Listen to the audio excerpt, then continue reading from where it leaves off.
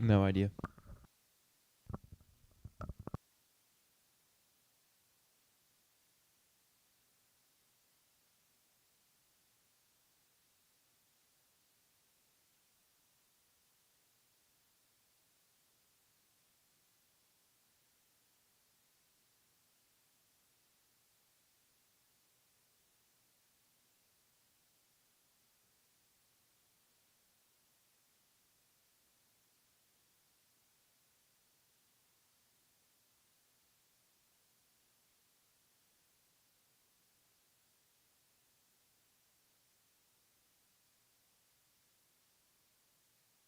But I wouldn't count it as an interception.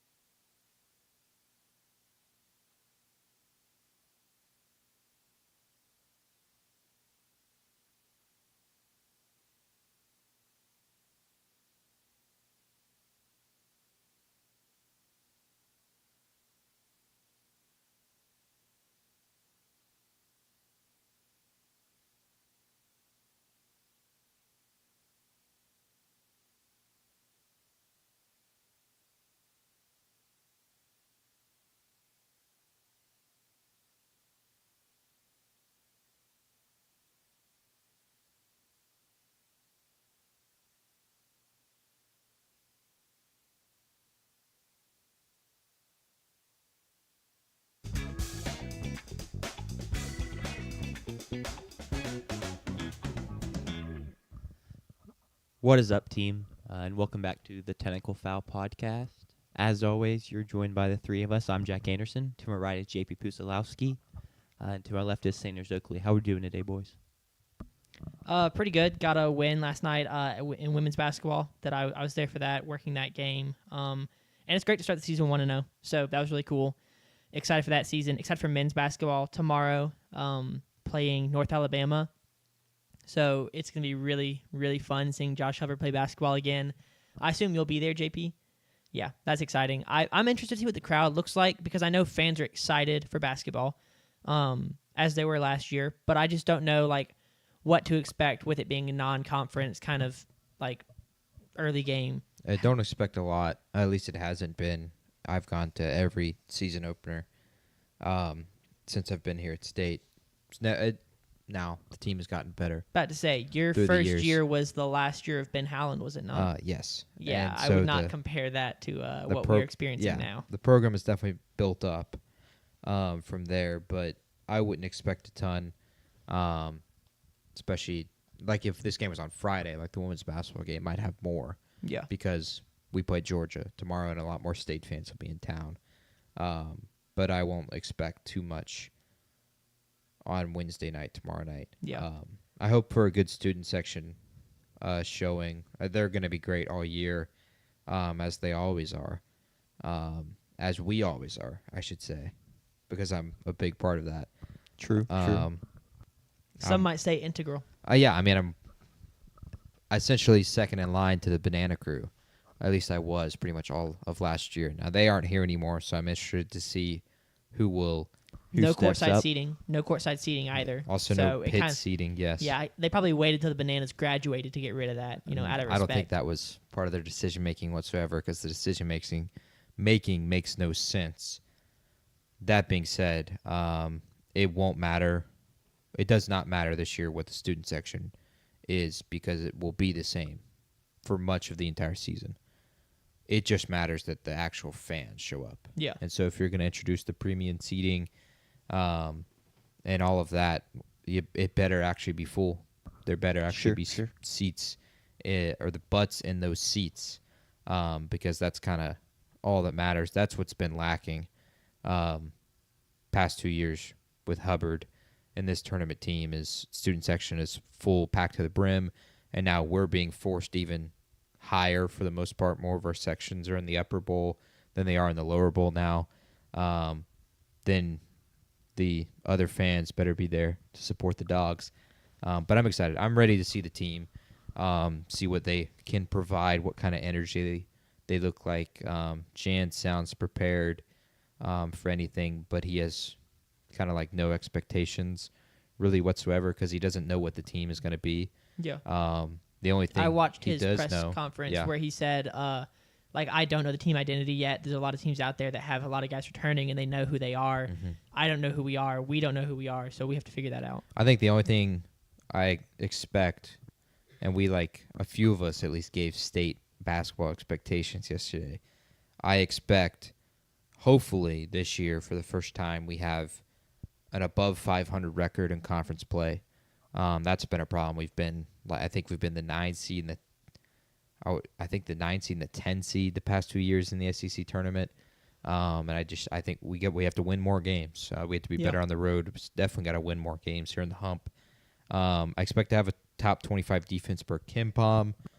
We had that each of the first 2 years under Jans, and he's gotten players that fit that mold more than last year where we had like Claudio Harris played a bunch of minutes, and he's nowhere near the defender that Shaq Moore was. Yeah. So the DJ defense, Jeffries was. Yeah, obviously the length of DJ Jeffries won't have Mook anymore, but we're going to be more athletic at center and be able to block shots more with Quincy Ballard, I would imagine. But I'm just excited to see that. And then the final expectation is to win one tournament game. Yeah. Sure. Assuming we are a higher seed again this year, because Jans has improved his seed each of the 3 years. So I expect a 7 What was seed. he year one? 10 or 11 seed because he was in the first 4. Yeah. I don't remember if we were a 10 or 11 in that first 4. I think we were an 11, and then 9 seed and an 8 seed.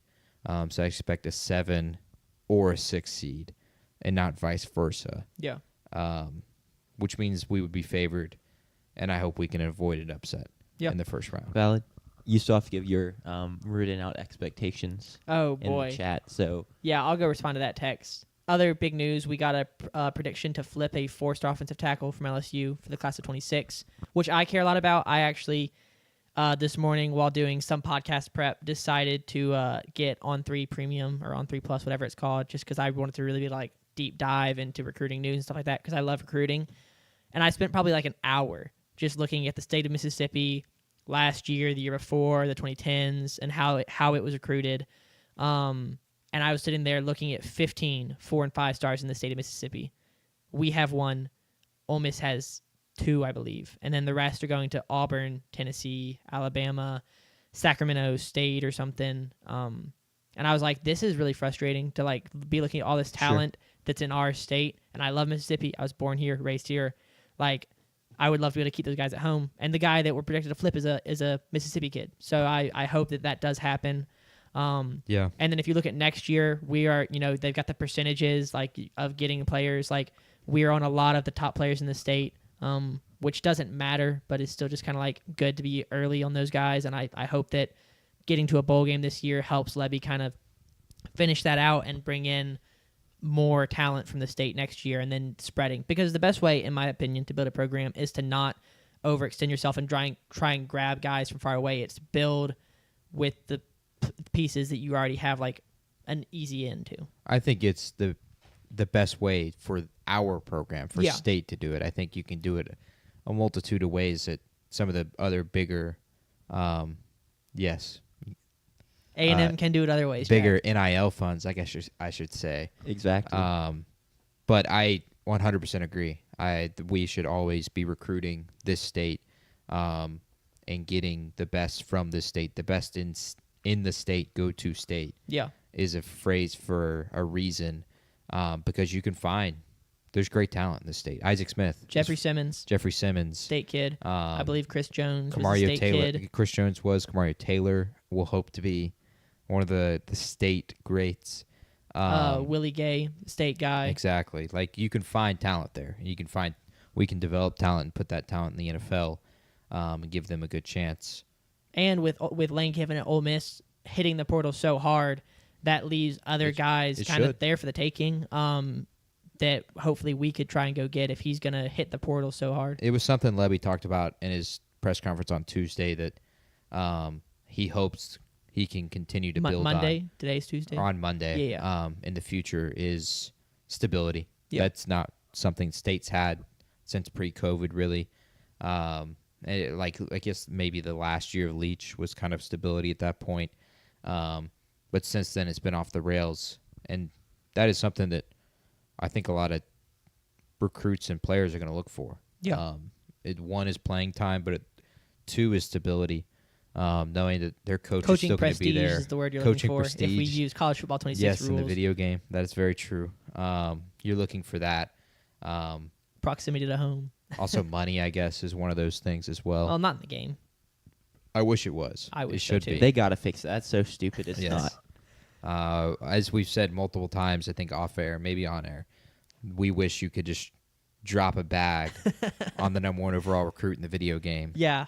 Like in college, so College Football Coach, which is a PC version where it's all about simulation. There's no gameplay, but it's all about recruiting, team building, facilities improvement, stuff like that. A super fun game.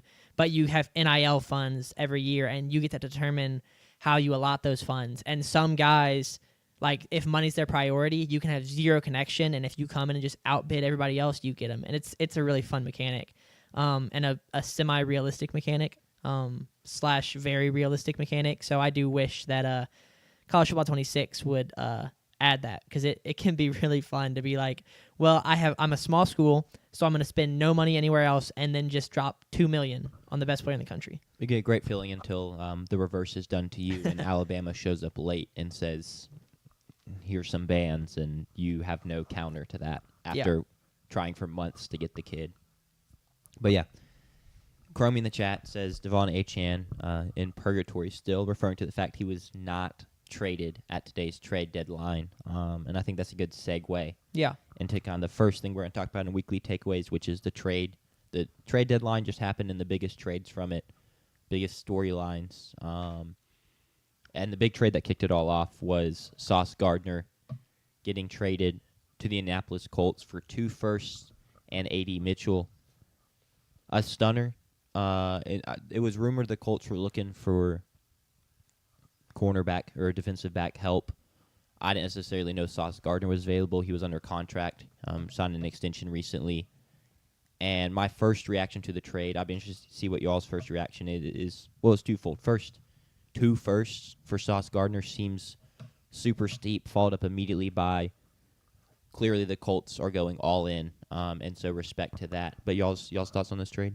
For me, my first reaction was that it immediately conveyed that they are all in on Daniel Jones, not just for this year, but for next year and the year after that, because it's 2026 and 2027 first-round draft picks. That's the most favorable position to draft a quarterback.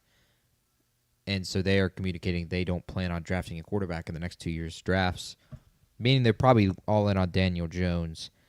Which who would have thought coming into the season after he signs his 1 year, $15 million deal that he would be the Colts quarterback for the foreseeable future. He'll still have to sign an extension.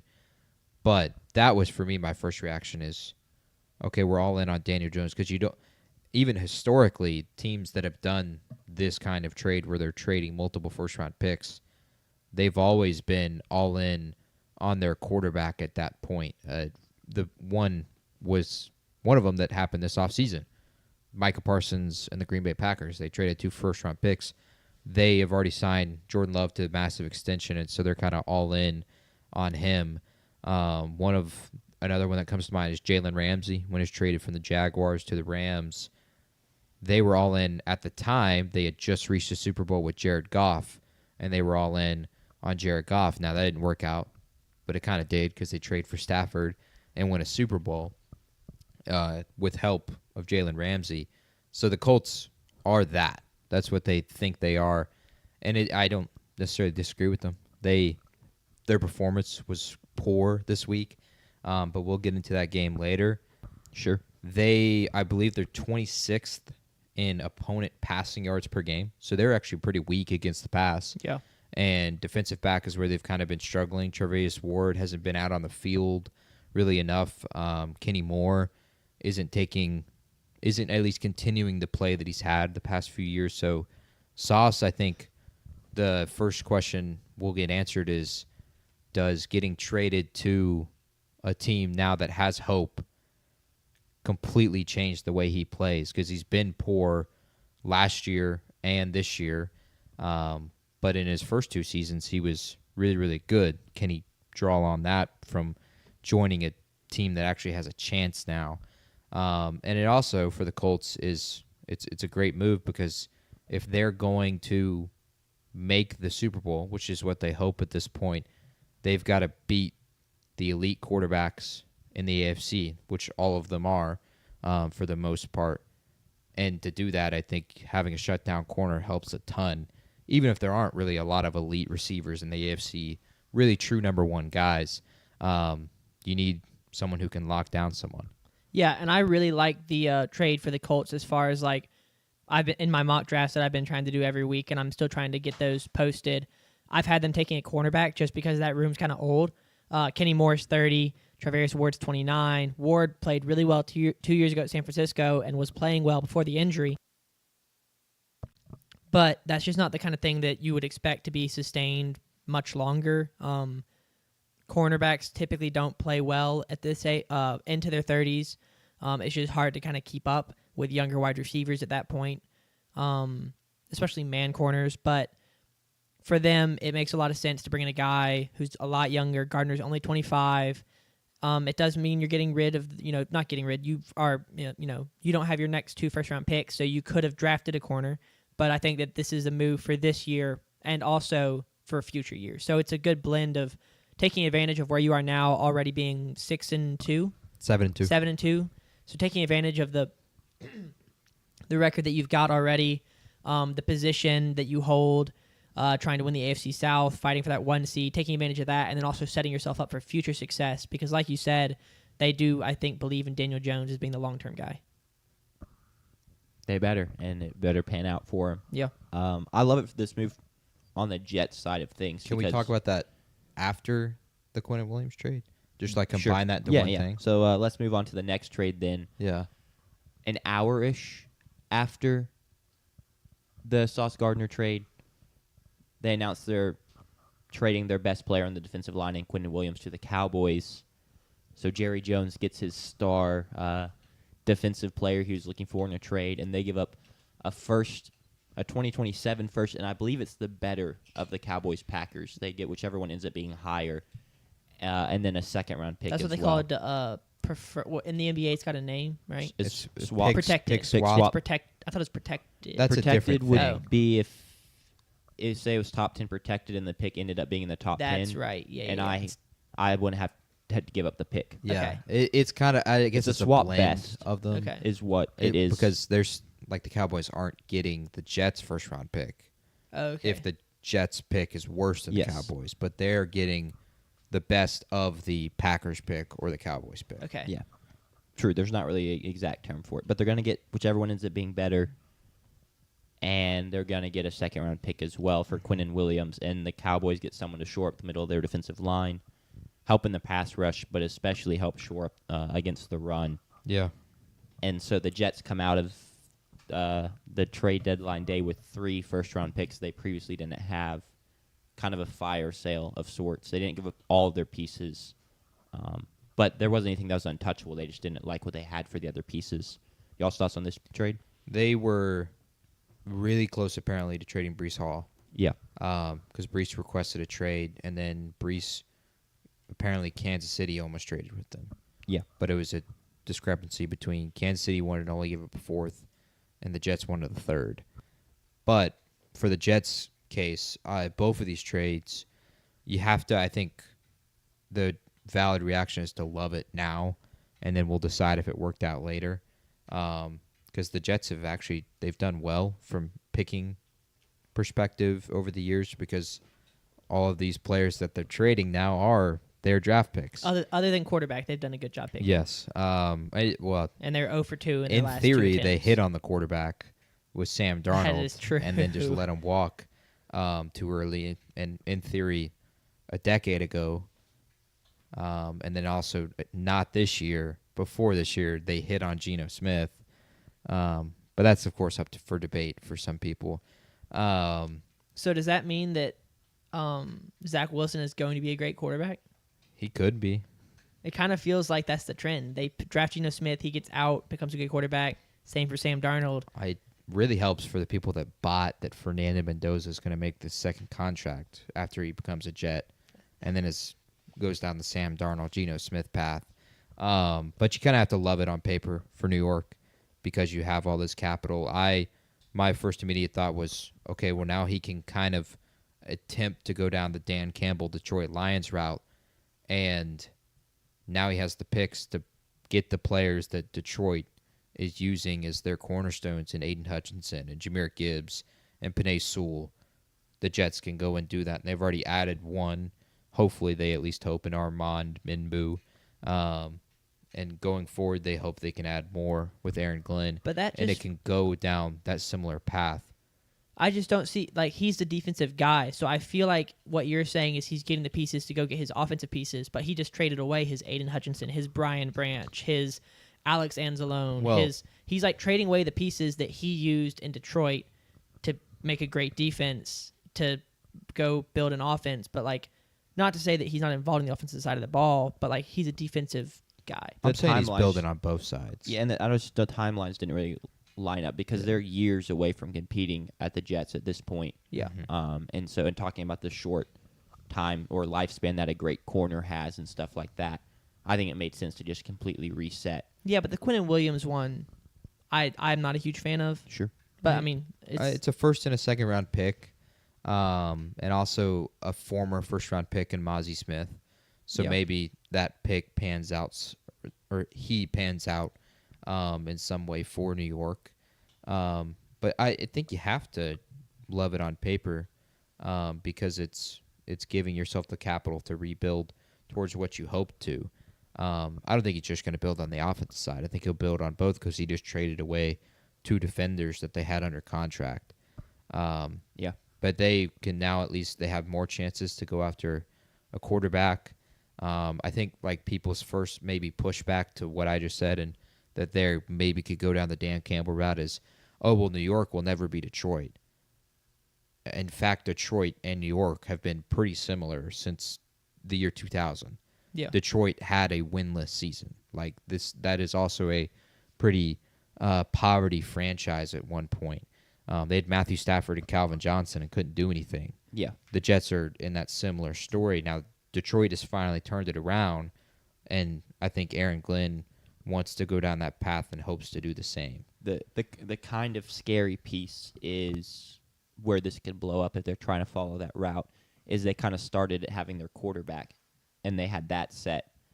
And so if the Jets try and draft their quarterback this year and just miss, they could end up being 3 years down the line and being like, okay, we've rebuilt all these pieces. We have our new Quinnen Williams, Sauce Gardner, Garrett Wilson's still around and cooking. Offensive line is good.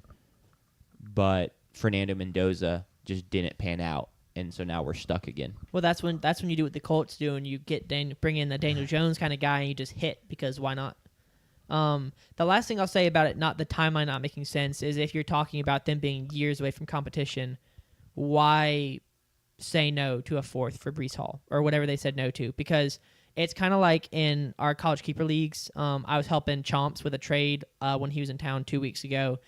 And collusion admitted to live no, on in air. a different league. What's up, Whitehead? And he was like, I'm trying to trade with one of these guys in my league. He's out of competition, and he's got a bunch of players that are graduating and good.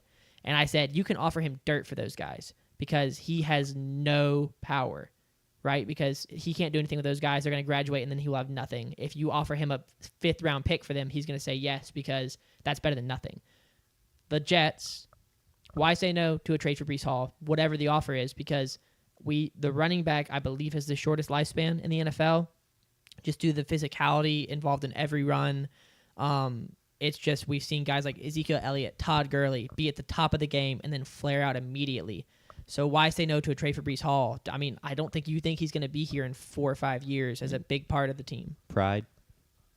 That's a stupid reason to say no to Well, a yeah, fourth-round pick. Agree with that, but would you agree that they got a really good price for Sauce Gardner Yeah. and Quinnen Williams? Yeah. Then they just wanted to go down the same path. They didn't think they got the right price. Yeah. I think that would be the argument there. I understand what you're saying completely. But, yeah, I'm saying. But if they felt that way, they would have done that with Quinnen Williams and Sauce Gardner. I just think of the thing of like, in a college keeper league that works. In the NFL, if you let it be known that you're going to let your arm get twisted and that you don't have leverage, then you're kind of screwed as that front office. If you just go, well, we wanted this, but then the Chiefs counter with this, and so I guess we'll just give him away, then it kind of, I don't know, it paints you in a different light, in my opinion, in terms of how other GMs see you. I would also hate to trade my running back who we thought was going to be really, really successful, had a pretty decent rookie season, and hasn't panned out since then, to Kansas City, and then have to watch him 10 times on national television the next 2 to 3 years cook and be amazing. I couldn't live with that. I don't care what the price of the pick was, because why make the rich richer, I guess? Why make the really, really good team that much better? Like, that's why you don't trade to the Patriots and Tom Brady back in the day. You trade to the Cowboys and the Colts because Jerry Jones doesn't know what he's doing, and Irsay's daughter it's her first year as the GM there, and so there's no clue how that's going. Was he a first-round pick? Who? Brees Hall? Brees Hall? He was either that or a second. Well, they didn't. If he was a first, they didn't pick up his 5th-year option, and they haven't extended him. Well, then they may just let him walk. And that's even worse. Like, if you let him walk and you could have got a 4th-round pick for him, I don't care how much it's the Jets. I know you it's can't the Jets. make too much. That, like, the fact that we're giving praise for these 2 trades in the first place is actually a miracle. Yeah. Given how they have been. Sure. For the Cowboys side of it, how do y'all like it? Because I have my opinion on it, and I guess if I can just jump in and give mine, and it's that. I mean, my first reaction was that at least, like, he's trying, but you can't tell me that he couldn't have gotten these players as well with having Micah already there. Now, the Quinnen Williams one will be hard because even that would cap you even more financially, but you could have got Logan Wilson and maybe a different defensive tackle that is in between a Kenny Clark and Quinnen Williams, or just 2 of them that equal up to him. But I again, it's so, I think it's just going to be so hard going forward to not look at moves that Jerry makes over the next 2 to 3 years and think they're stupid and they make no sense. Yeah. With how bad the first one is. And that's how it's going to be with Nico Harrison and the Mavs and Luka Doncic. You have a terrible foundation for your plan, so I don't care that you got the first round pick and you got Cooper Flagg. You still traded away Luka, kind of thing. And that's going to feel that way with Micah and Dallas going forward. And so it is really hard to not view it in a negative light. But I do feel better about the team this year. Sure. They're at least trying to compete because the offense, while they have not produced the past 2 weeks, is good enough to win games in the playoffs, multiple games in the playoffs. Yeah, I mean, you added undeniably a really good defensive player up front.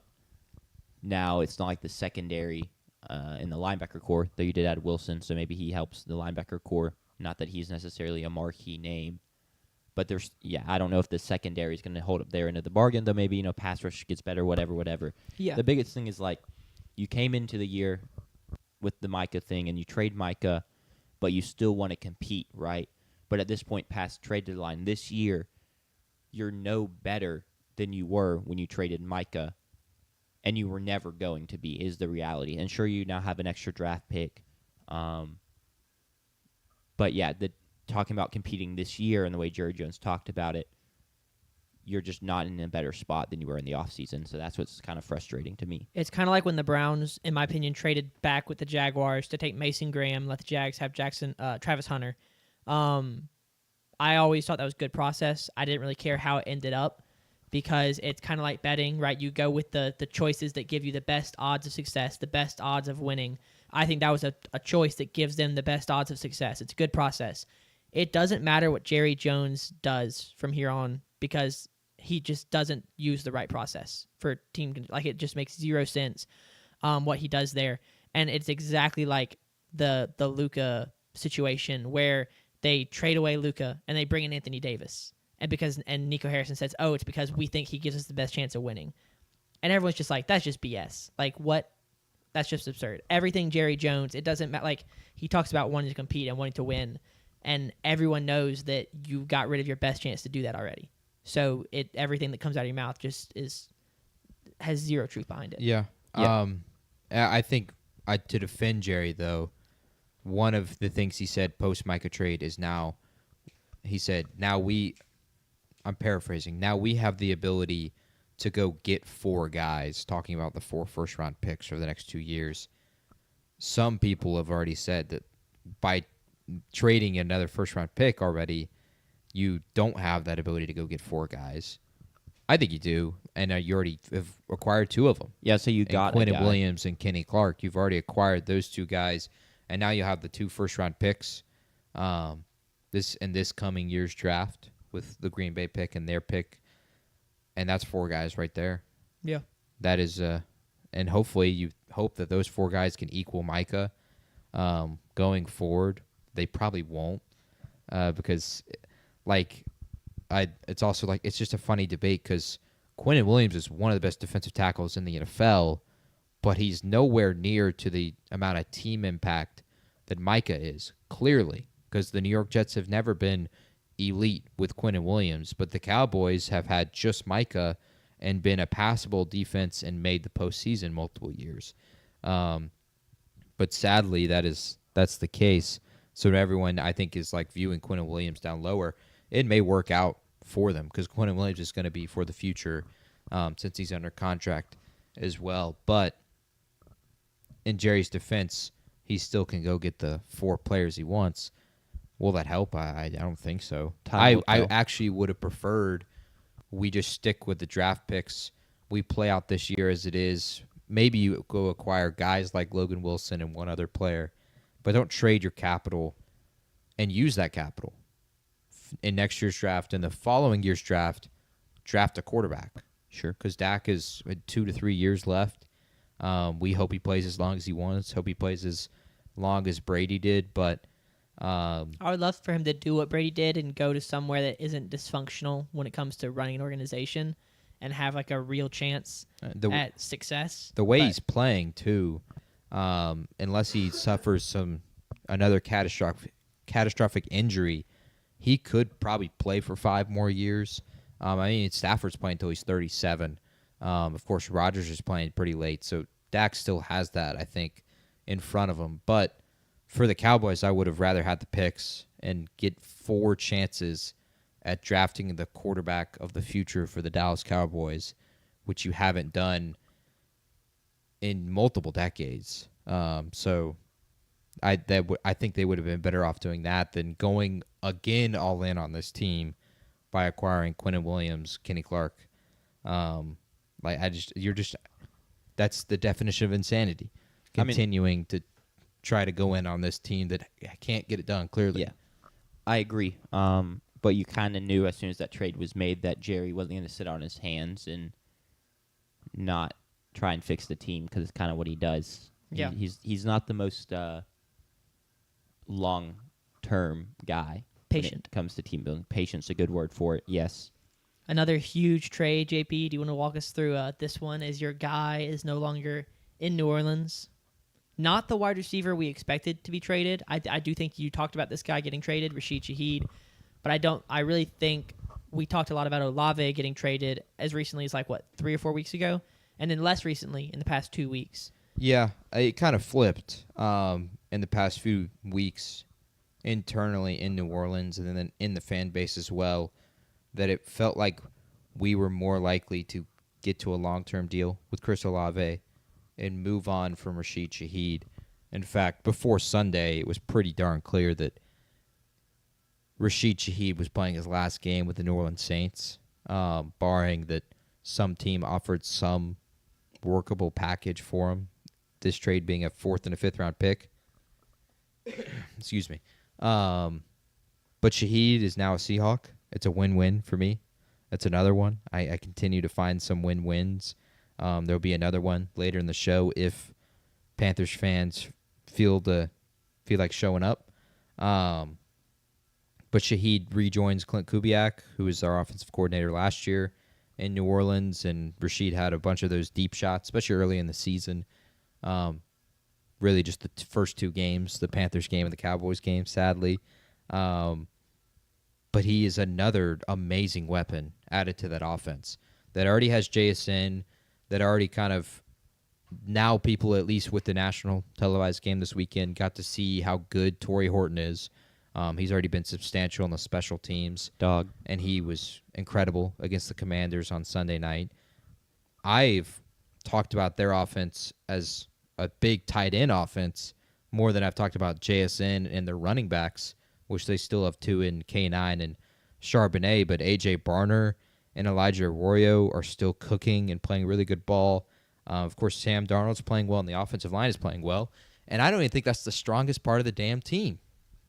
So adding another weapon to that offense, I think, it's a great move.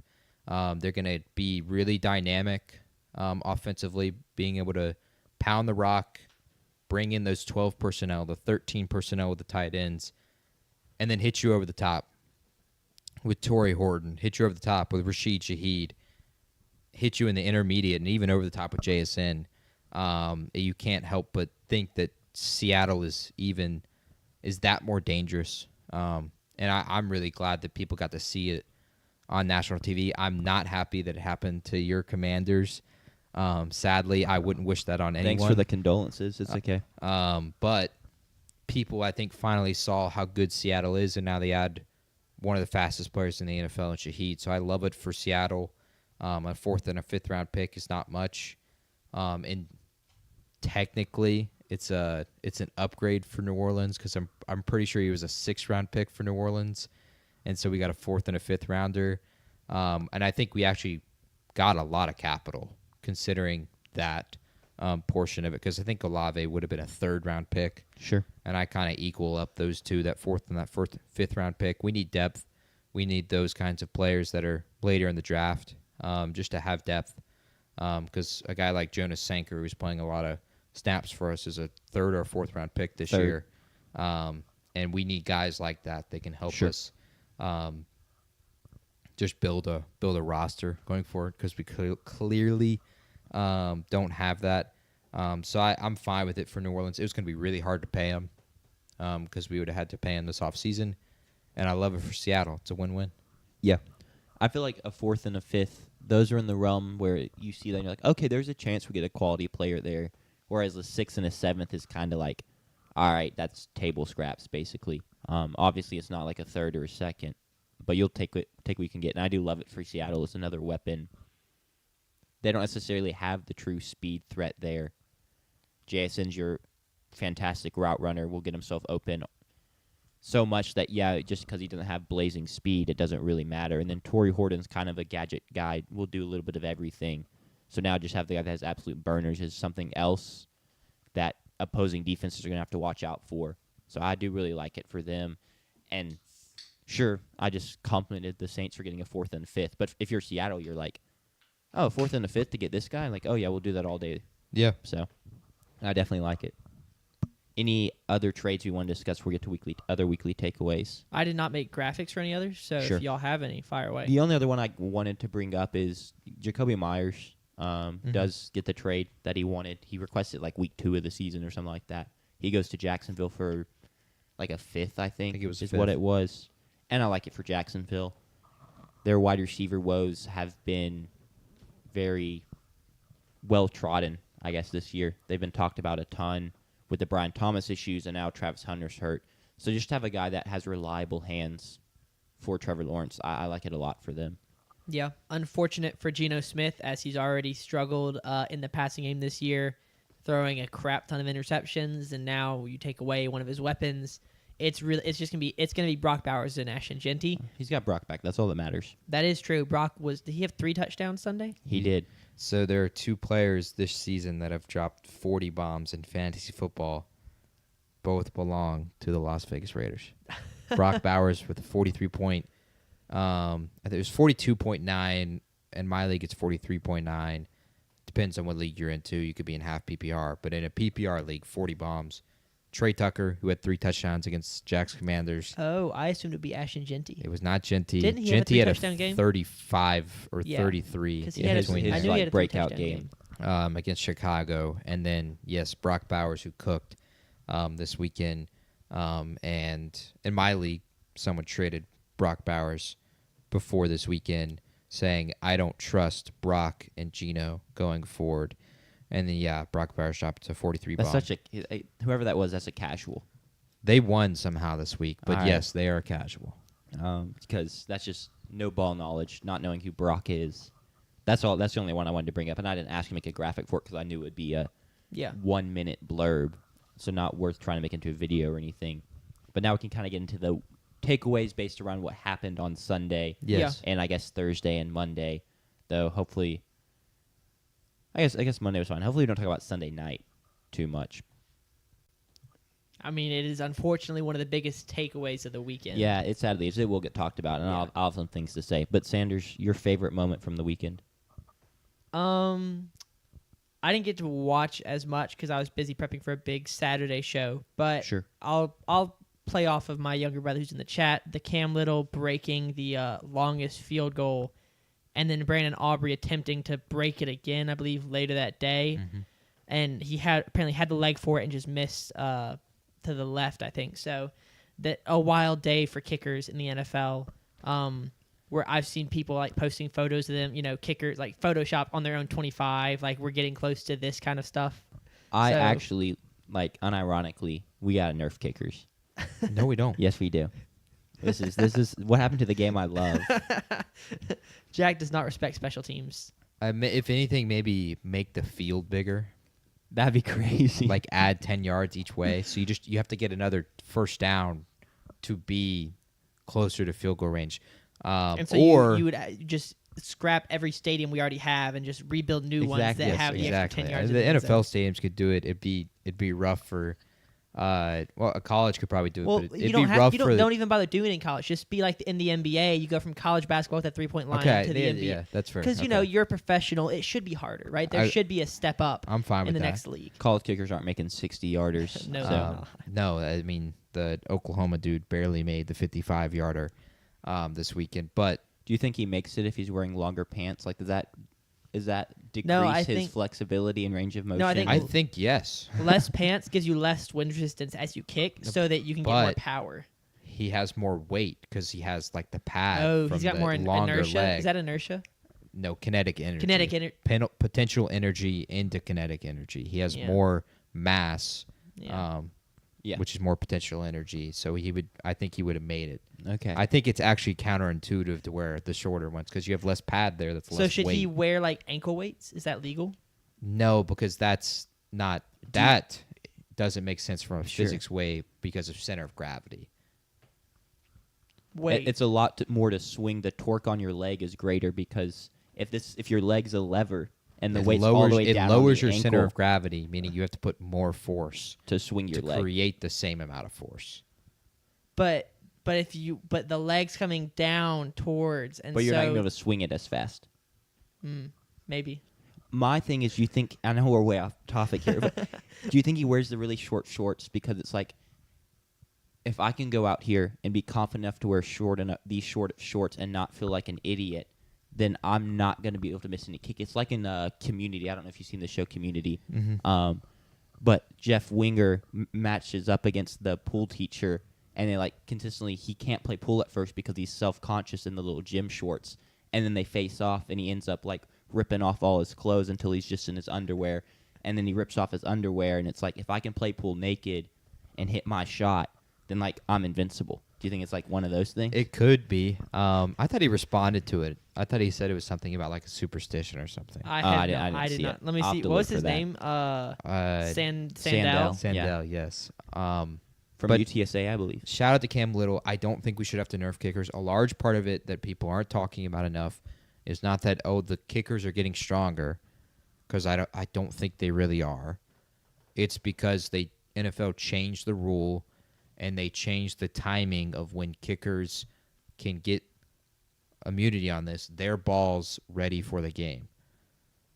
It used to be, I think it was 90 minutes before kick, and now it's up to almost just like 3 hours. And if you don't know, you are giving fresh footballs at X amount of time before the game. And you know how a fresh football is out of the package. It's not aerodynamic. It's really hard to throw. Of course, it's hard as a rock because it hasn't softened up. One thing for me, I love throwing the football. I'm a flag football quarterback. Sure. Through and through. I like to break in my football, of course, and so I like to go throw it on asphalt and have it hit the concrete and get scratched up a little bit. Kickers now have more time to get their balls ready, and again, immunity on that, for the game, and now it's easier to kick them further. And I think that is, in a large part, what is happening. Sure. The crazy thing is, though, is just at least for half the league, it seems, not our kicker, not your kicker, they're really, really damn accurate. They're just not missing. Yeah. Not the Falcons kicker. Definitely not Falcons kicker. Definitely not. It doesn't matter who it is. Any Falcons kicker. Yeah. Faceless Falcons kicker. Whoever Zane fills Gonzalez is next up. the poor guy. But, yeah, the fact that guys like Brandon Aubrey are kicking at that accuracy from that distance, that I don't think should be nerfed, because that's not a skill that every kicker has. Every kicker can kick that far, but not every kicker is that accurate. Sure. It's just a tough the combo of kickers becoming this good, or select kickers coming this good, as well with the new kickoff rules. Yes. Is a tough double whammy. Agreed. But it is what it is. That segues kind of nicely into my favorite thing from the weekend, and that is the Falcons yet again losing because they miss an extra point. As Michael Penix and Drake London, who had a fantastic day, by the way, shout out to Morden's Molecules fade, and Bijan drag him down the field. Unbelievable catch by Drake London to get the touchdown on 4th down. And then the kicker misses the extra point, and so they lose to the Patriots. Just devastating. I can't believe Raheem Moore still has a job. I know he didn't miss that kick. But it's not good all around there. Yeah. That was my favorite moment of the week. I mean, the buzz around them when they were 3-2, they beat the Bills on Monday Night Football right in front of my eyes. Then they play on the road in San Francisco, barely move the ball offensively. Okay, we'll get right against the Dolphins. Get blown out by Mike McDaniel and fins up. And then, yeah, in the most Patriots way, they have found, again, or not Patriot way, in the most Falcons way, they've found a way to choke again against the Patriots. Falcons are going to Falcon. I'll continue to say that because it's true. Yes. I've lived it. I've seen it. Sure.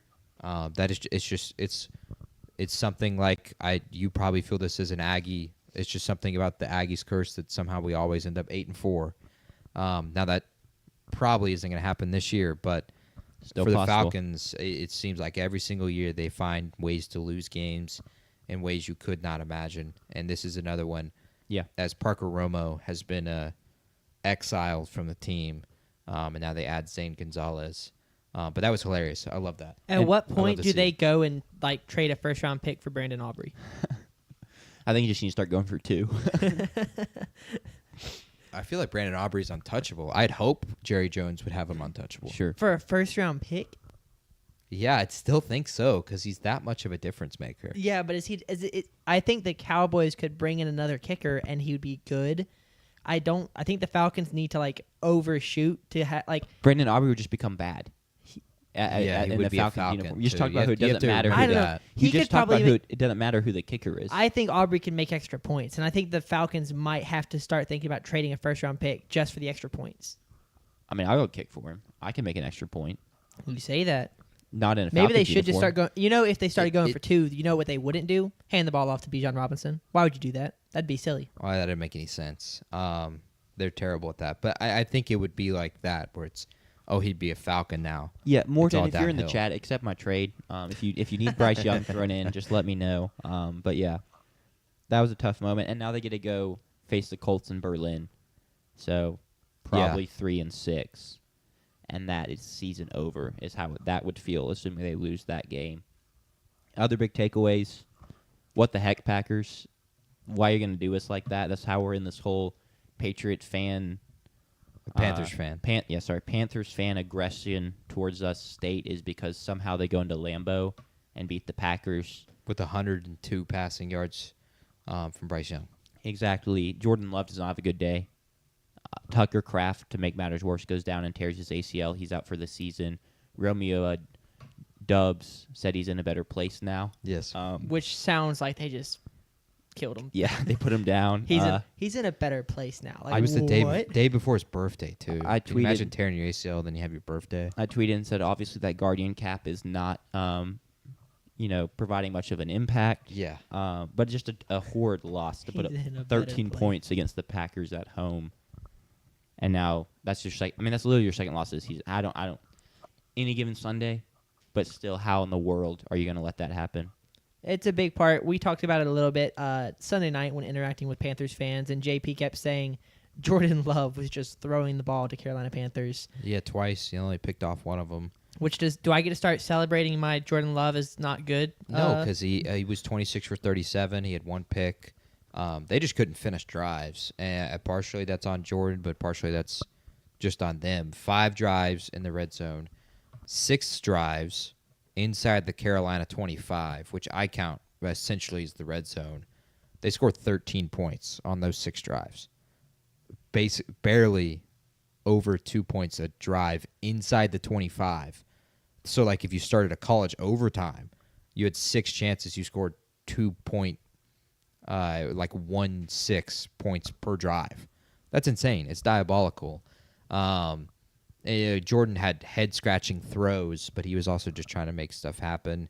They had 2 turnovers. They had 3 turnovers, technically, with the turnover on downs down there.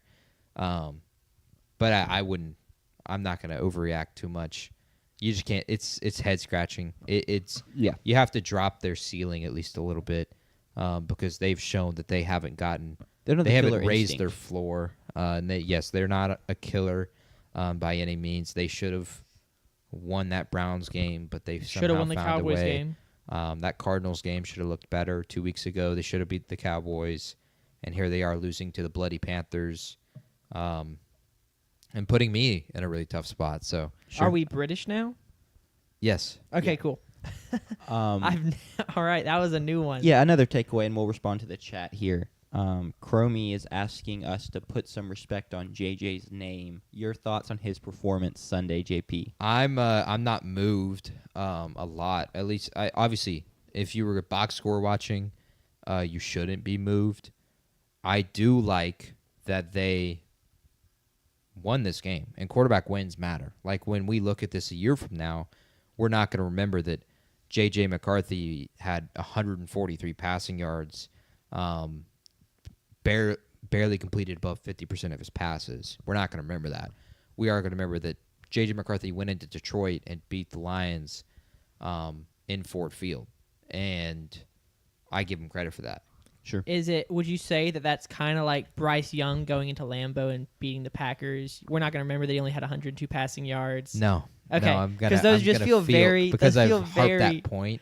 That's so so very much. different. I think JJ deserves more credit too because he hasn't played since.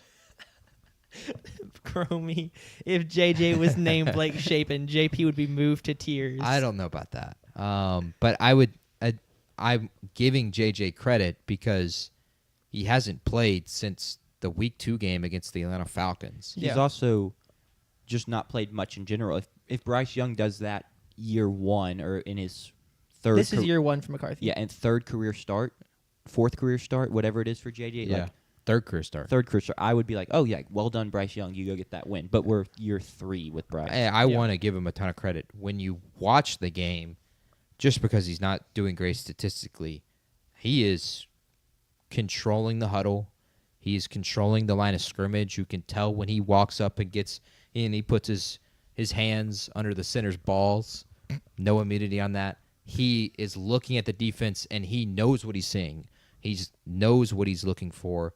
And part of that is it will help your confidence a ton when you have Justin Jefferson, Jordan Addison, TJ Hawkinson, and Kevin O'Connell calling plays for you. But he's taking advantage of that, and he clearly is playing with a ton of confidence.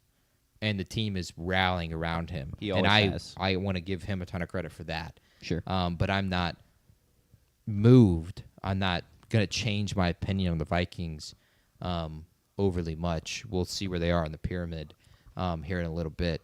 But it's an impressive win. A win is a win is a win. It's more impressive than Bryce Young's win. That's for damn sure. Yeah.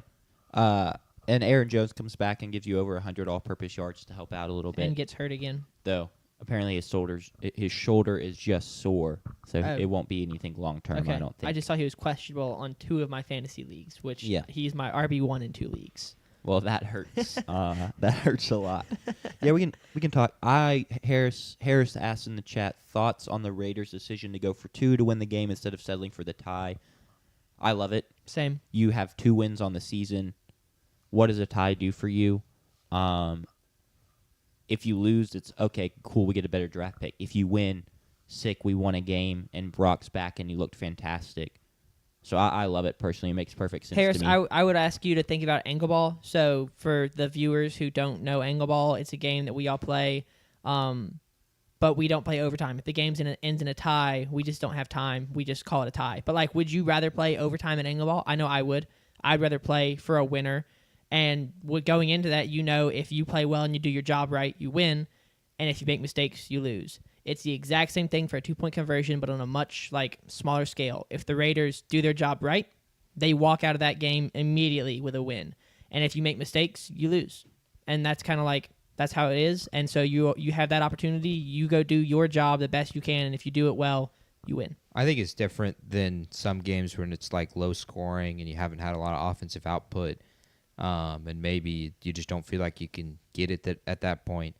But in the second half, Geno throws a pick on the second play of the second half. But from there, their drives have been a field goal, a touchdown,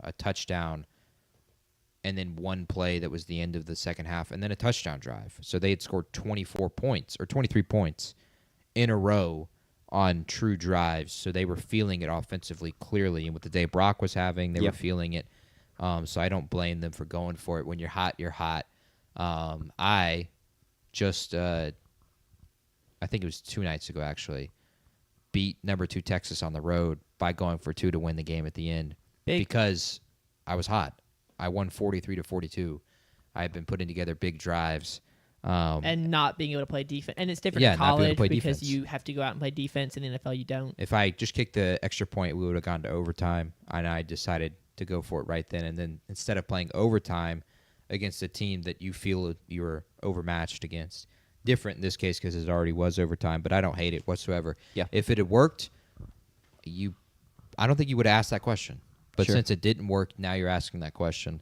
The tie would have been Scorigami, fair, but Scorigami is unfortunately dead. Yeah, it's broken. The bot has died this season. That is one of the saddest things. Has that's it come happened. back? Because I've seen... It's not back. Okay, I saw tweets, I believe, It's Sunday. had some good tweets, but it's missed. Yeah, and it'll randomly tweet 5 days after the game happens, and it'll be incorrect. Yeah. Really only 2 other games I want to touch on. First being, would you like to speak any on Tyler Shuck's first starting performance as a Saints fan on the podcast? Oh, again, he looks exactly how I felt he looked in the preseason, in that he looks more like an NFL quarterback than Spencer Rattler. But less than Lenore Sellers. But certainly less than Lenore Sellers, and I think someone else in the draft potentially at some point. But it's only his first start, and he's playing against, I think, a top 5 team in the NFL, and the Rams on the road, and they couldn't get anything going offensively because receivers were dropping passes, pass protection was not great, couldn't get a run game. All of those go against you. It's not going to go well. He threw a pick. Those who actually watched the pick, which shout out to Emmanuel Forbes, he got his first interception as a Ram. It was 4th and 4. In the NFL, I believe. His first in the NFL, even better. Shout out the Commanders. They just Shout can't- out the Commanders. They can't develop corners. Yeah, never gave him a chance. Marshawn Lattimore was great, and then he became a Commander. So maybe it's a trend there. Has But nothing to do with the fact that Marshawn Lattimore is in his 30s. it was 4th and 4. He's about to get sacked, so he's forcing a ball to try and give them a chance on 4th down. You don't take a sack on 4th down. You make something happen, especially when you're that deep. I was wrong. On the His field. first is a Ram. Apologies. Okay, I lied. I take away what I said about the Commanders. Thank you. No problem.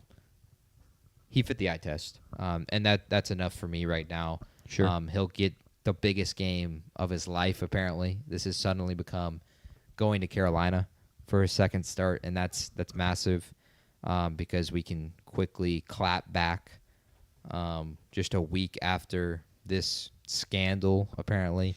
They played it like a scandal with the Address Me elephant photo, which is one of my favorite. That's pretty good. It's one of my favorite responses that has suddenly become popular.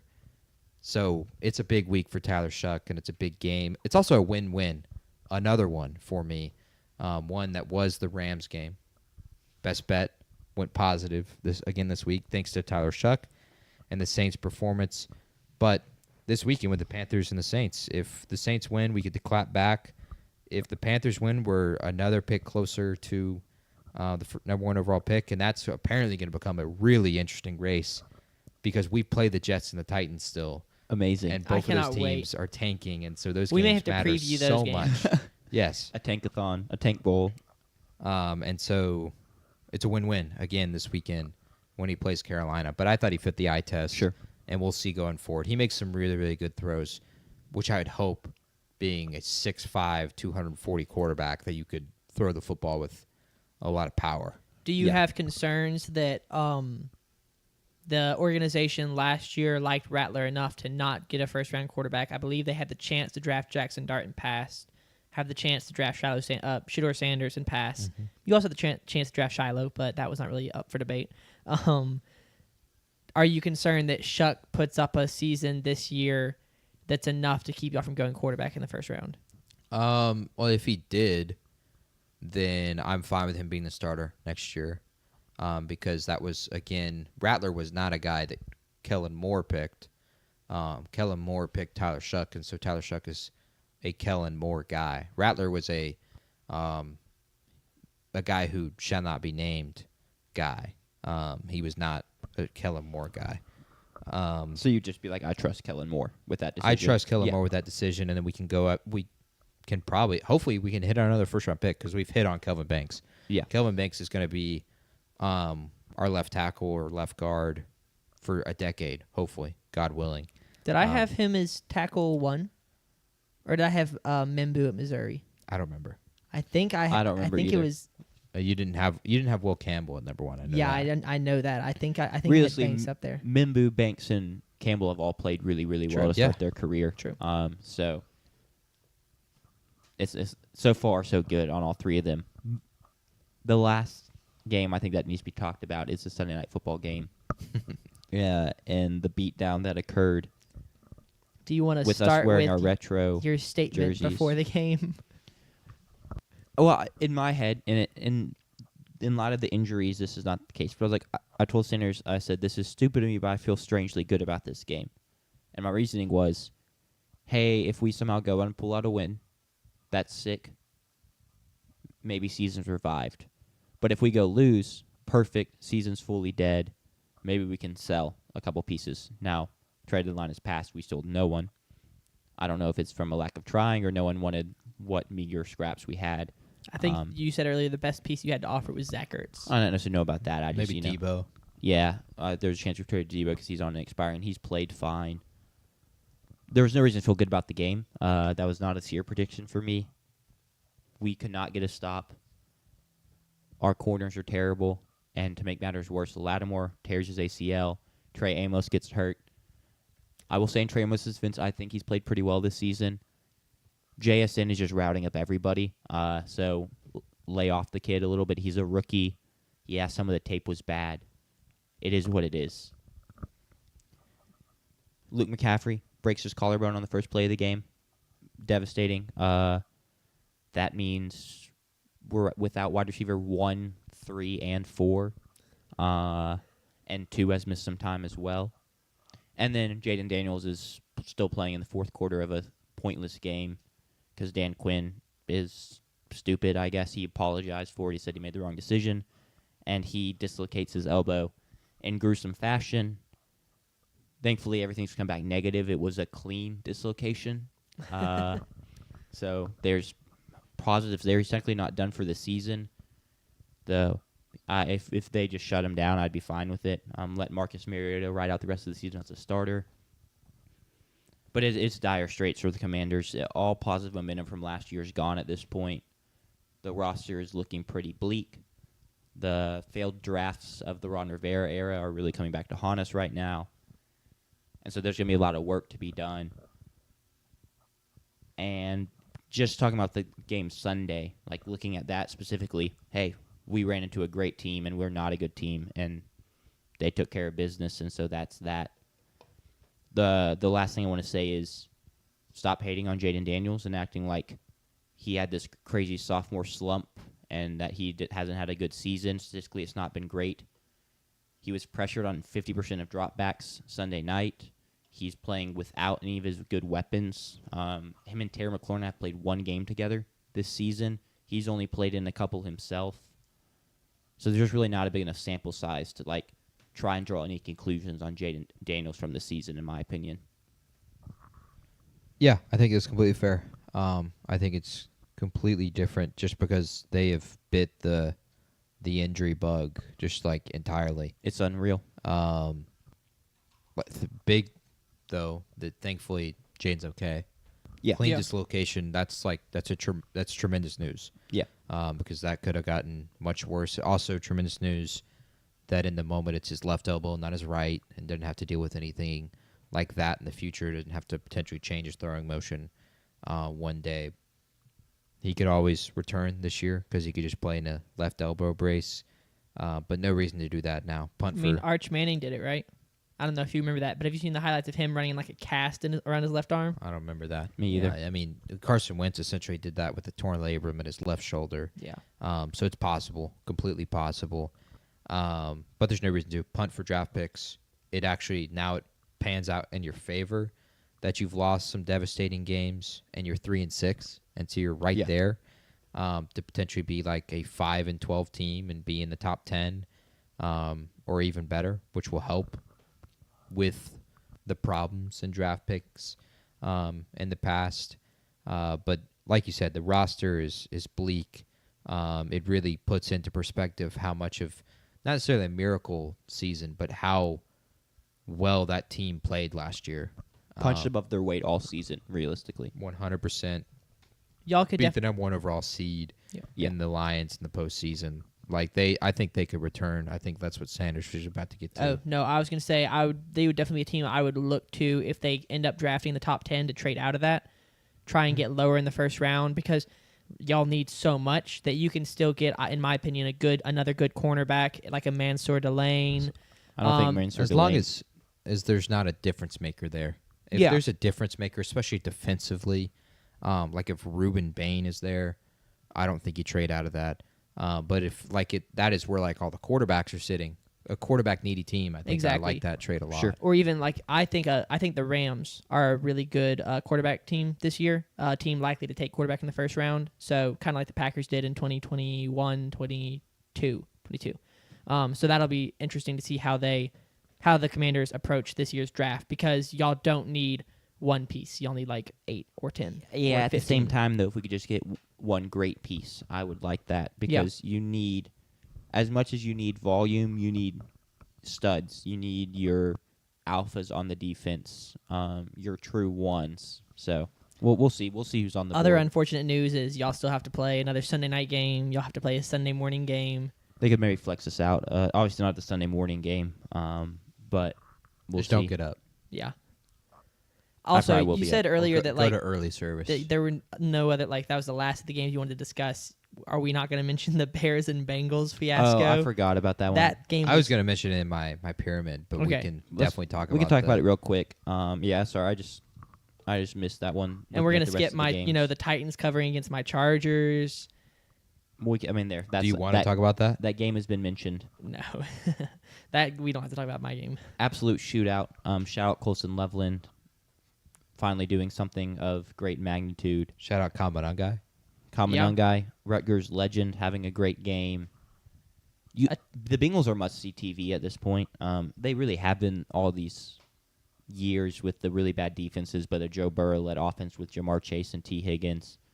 And for a couple weeks, they weren't that.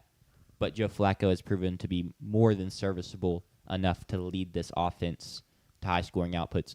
They're the leading scoring offense in the past 4 weeks and are 1-3. So, Bengals football, everybody. It would have been the same thing with Joe Burrow. Is the crazy Yes, thing. correct. I don't think anything would have changed. Like, over this Joe month. Burrow would have scored 50 in this game? Like, probably not. Yeah, Burrow would have put up a stat line of 31 for 47 for 470, 4 touchdowns and 2 picks. It would have been the same Yeah. thing. So that's got to be the most frustrating thing going forward. Of course, Cincinnati still can't run the ball. Yeah. Chase Brown only had 37 yards on the ground. But it had become clear that your defense can't get a stop ever. So you have to be so much more poignant with your time management. Sure. You can't even leave 40 seconds Yeah. for Caleb Williams and the Bears to drive back down the field, and that is a terrible place to be in. Yeah. As a ahead. Jamar Chase fantasy owner, I think the real problem is they didn't throw a touchdown to him. I think if they had done that, okay. they would have won. Like if they had done that instead of throwing a pick, they win that game. You make a good point. I mean, that's the problem is they're not throwing the ball to Jamar Chase enough. The fan base is pretty out on Shamar Stewart. There's some bad tape from the game, him getting bullied by tight ends, by offensive linemen, not holding his ground well. And on the Bears side, it's a great game. Caleb Williams looked good. There's not you play the Bengals defense, so you did what you're supposed to do, and so you can get props for that. The biggest news of the weekend for me, as not a Bears fan, but just like something that likes some tea and some gossip, is Bears Twitter beefing with Rome Odunze's dad because Rome Odunze didn't have a catch in this game, and so him talking basically about how Rome's not getting enough targets when the ball's thrown to Rome. It's like the catchable ball percentage to Rome isn't as good as he would like it to be. And then all the Bears Twitter. This is like the Odell Beckham, Baker Mayfield stuff. Yeah, and then Bears Twitter posting videos of like Rome's drops and being like, This is why 100% Yeah. Odell Beckham, Baker Mayfield stuff. And it's just really funny because y'all won a game, the offense looks great, and yet y'all have kind of honed in on the one negative of the week. And it's very wide receiver coded, so it's pretty good. I've enjoyed it. You'll have to go look at his Yeah, I'm dad's about to tweet. go look at that stuff because I loved the Odell It's always great, not when Browns it's your and team. Baker stuff, which But- ends up getting Odell shipped out of there. And I love Rome. I was frustrated not seeing him have a catch. Yeah. For fantasy purposes largely, but also I just like the guy. Yeah, how do you score 47 points and he doesn't have a catch? Now, he dropped a touchdown pass in that game. He did. He dropped a touchdown pass. That's his fault. I think offensively, it's crazy. If you go look at Caleb Williams' game log and just all of his games this year, how do you score 47 points and still your stats kind of look a little vanilla and a little Sure. iffy? 20 for 34, didn't even get to 300 passing yards and 3 touchdowns, no picks. Hey, that's good. But if you just go through all of his stat lines except for the Dallas game, it is they're kind of good, kind of not. Like he has 12 touchdowns, 4 picks. I mean, it's because they can run the ball, right? They It's had almost helping them a ton. Monunga had almost 200 yards on the ground, and so if you He's take still not the most accurate though. yeah, but if you put him in the situation that Joe Flacco was in, he's got the extra 150 yards, and I he's agree. thrown for 500 or 400 yards. I say that because Jared Goff and the Lions offense the last 2 years, Jared Goff put up insane numbers, and they also had a ground game.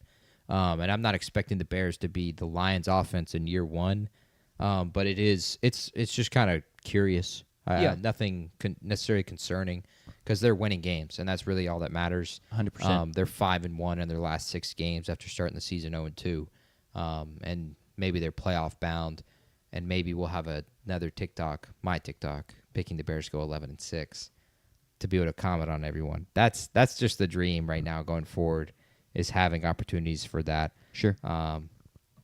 Sanders might have that with the Raiders if they can continue down this path, which all And the if the credit Colts to it. lose out, like, I could do that Okay, too. that might be out of the realm. I've already done it myself with the Dolphins and the Titans, but of course we're getting our flack for the Panthers, and yet they didn't show up. Speaking of, Panthers. we have to do it today. You have to make the apology today because we commented on everyone's tweets that we were. So even if there's no one here, we got to do it. So Yeah, that, I will. okay. We'll just do that at the end. Do it Yeah, at the end? Yeah. Cool. We'll stick it on the end, and then you can post it as a clip.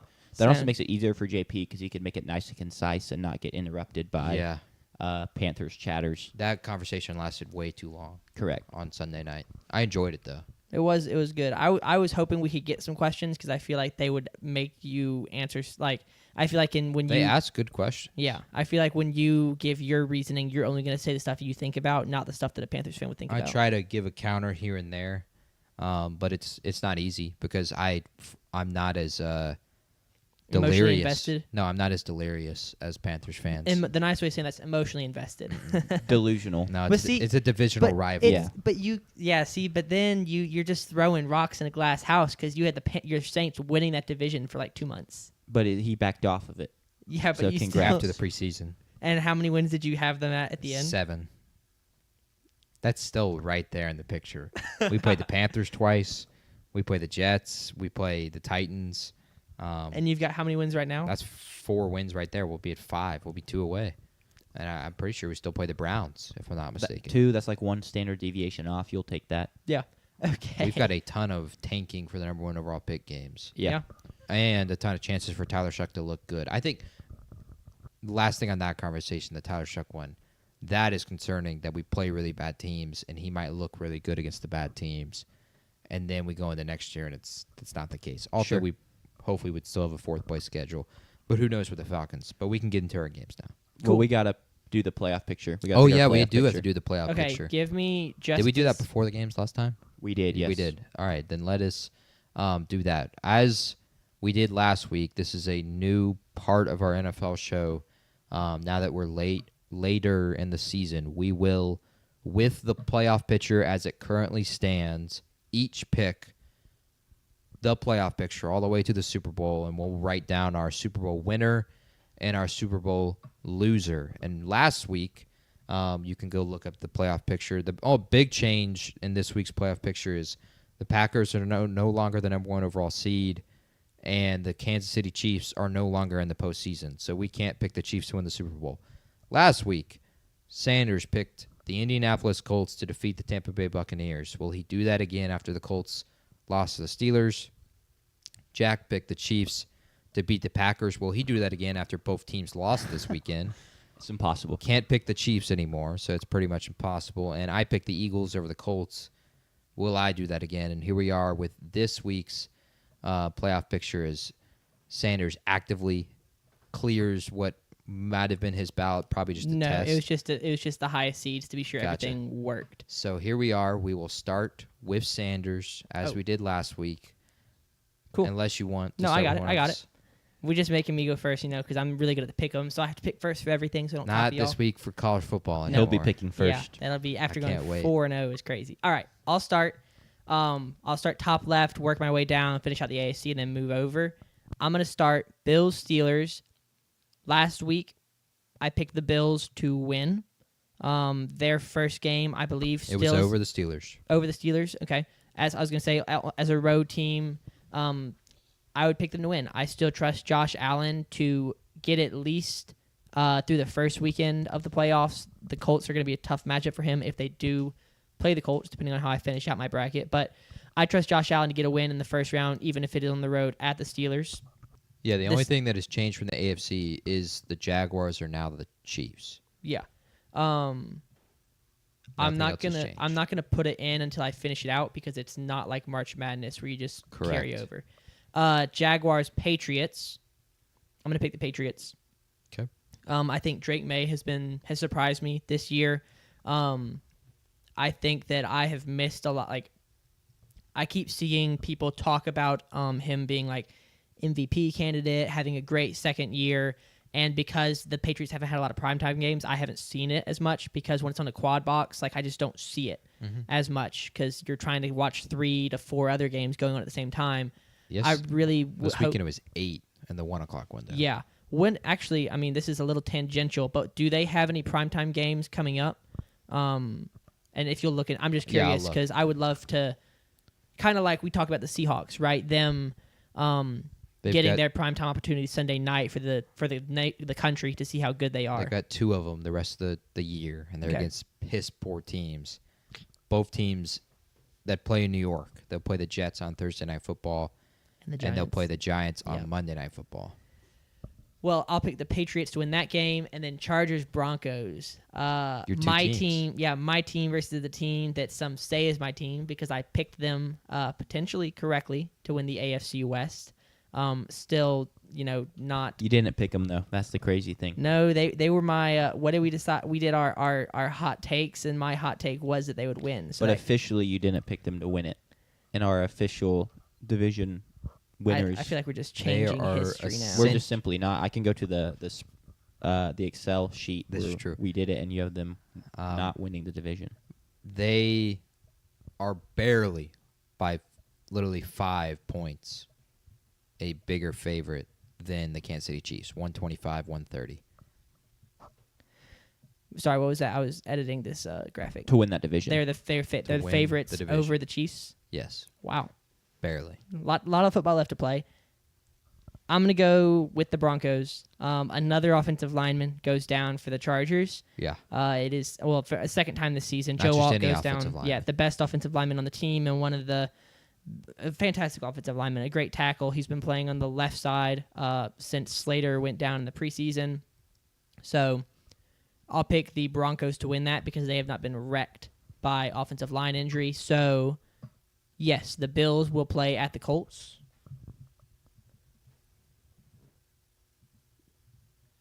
And Yes. the Denver will go to New Denver England. will go to New England.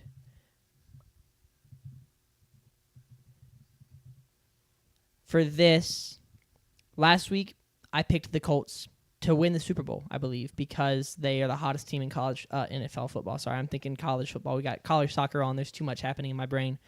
The hottest team in the NFL. And then Vegas knew.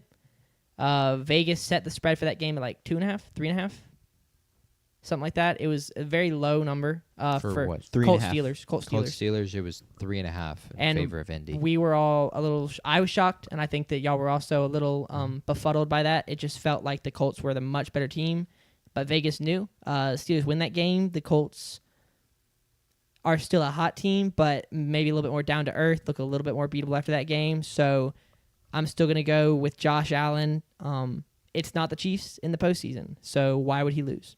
So I will pick Josh Allen to win that game, and I'll go and put them on the road because they will not host this game.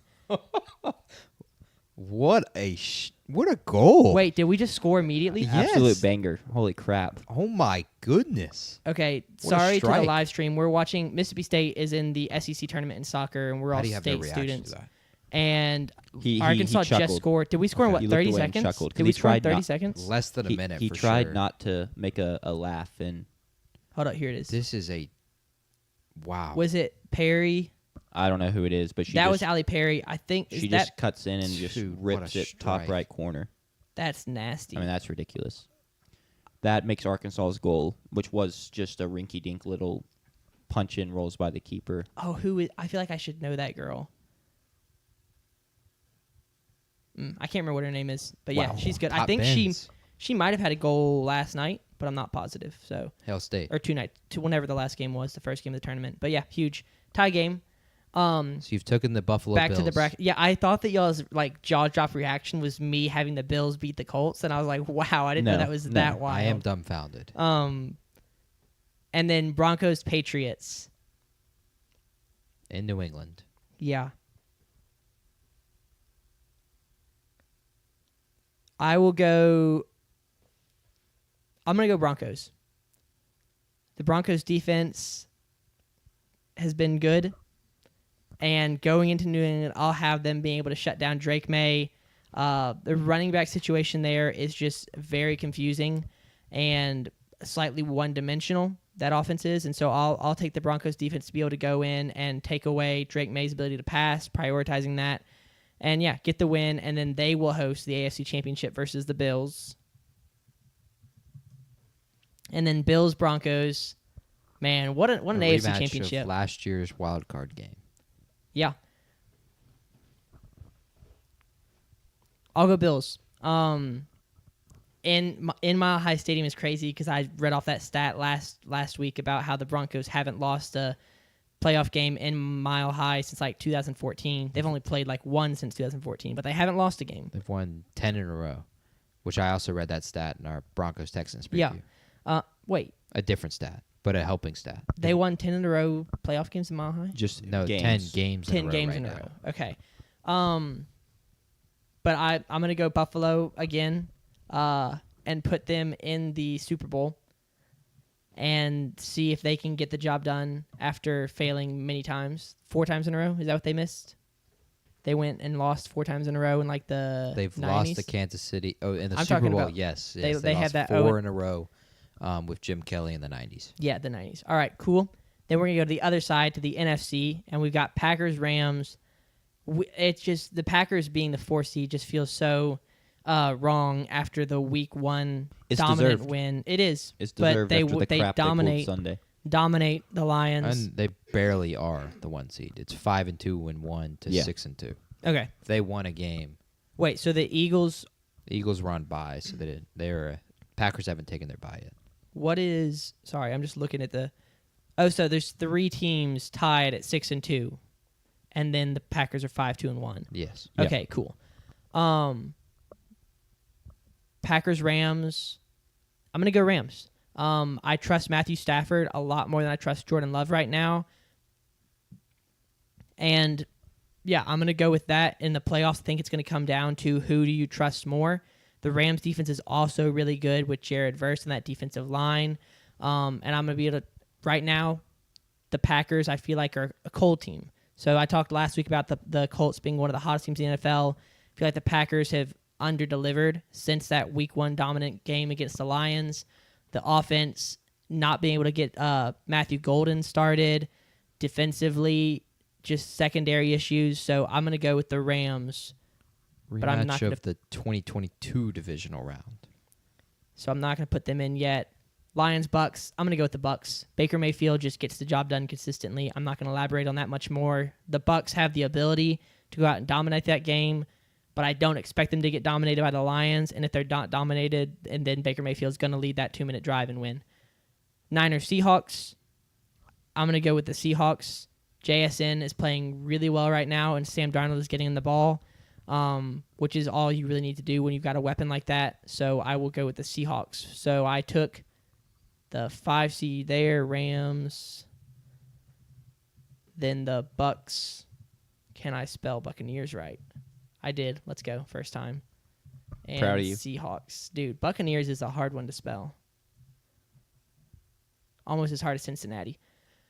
All right, Rams, Eagles. I'm going to go Rams again.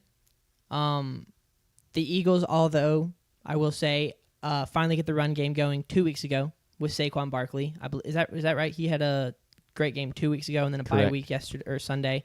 Mm-hmm. So the run game is starting to impress, but the A.J. Brown situation is just goofy.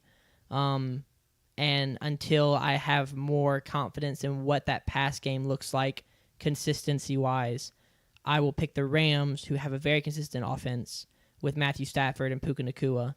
I will pick them. And Devontae Adams, who's having a great year towards the end of his career in Los Angeles, but I'm not going to put them in. Actually, yes, I am, because it's the upset. So I've now picked the 5 seed to make it in both AFC championships. Mm-hmm. Interesting. Crazy. Seahawks, Buccaneers. This is a rematch of a game that we've already seen once in Seattle, right? Buccaneers win that game. Now they get to play again in Tampa. And and I'm going to pick the Buccaneers to get it done again, but it is really close. I almost want to give it to the Seahawks just because I feel like they've been playing even better football than they were through that first 4 or 5 weeks. And so I almost want to give it to the Seahawks, but I'm going to give it to the Buccaneers. And then Rams, Buccaneers.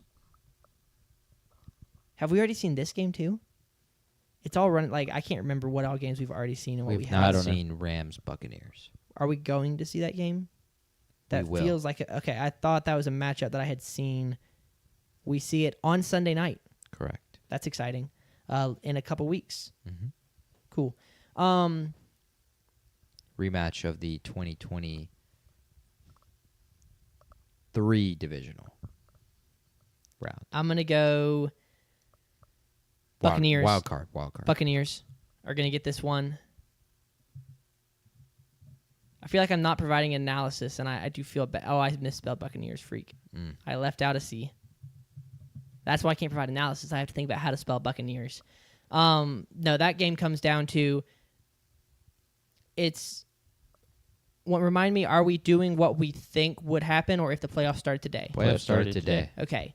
That one's tough, but I'm going to give it to the Buccaneers. They just got a bye week. The Rams, I don't think did. I'm going to sound stupid if they did. They just played the Rams Saints. just Thank played you. Tyler Just, Shuck. so basically a bye week. But Yes, we did say that. the Buccaneers coming off a bye week, so the playoffs start today. They have that advantage. Emeka Egbuka recovering, Chris Godwin recovering. They're not going to have Mike Evans because it's starting today, and he's not healthy today. But I'll pick the Buccaneers to win that game with that wide receiver room, Baker Mayfield just continuing to sling it. Although it doesn't matter who he has at wide receiver, but it is better when you've got Emeka Egbuka and Chris Godwin, and then you can work with your 3s and your 4s. Bills Buccaneers in the Super Bowl. What a Super Bowl! Would be. Sad that one of these quarterbacks has to lose. Yeah, I really want to give it to Josh Allen, but I don't think that I can. I think I have more trust in the Buccaneers defense than I do the Bills defense. And as much as I love Josh Allen, I think that for every punch the Bills are going to be able to throw, the Buccaneers are going to be able to punch back. And I think that it's going to come down to who can get a stop. And I think it's going to be the Buccaneers that get the stop before the Bills do. So if the playoffs started today, the Tampa Bay Buccaneers would be my Super Bowl champions. Wow. Okay. Clear the board, and I will go next. Yeah, can we let me go. Actually, I'll write it down while you do yours. So let me clear. This is going to take a second. I tried to set it up so that I could press a button and it would all clear itself automatically, but it did not want to do that. I got it written down. Appreciate it.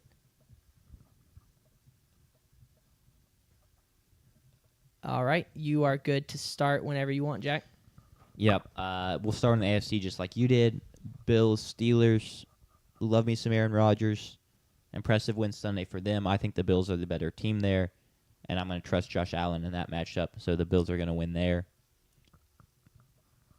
Patriots versus Jaguars. Similar thing here. I'm just going to keep it simple.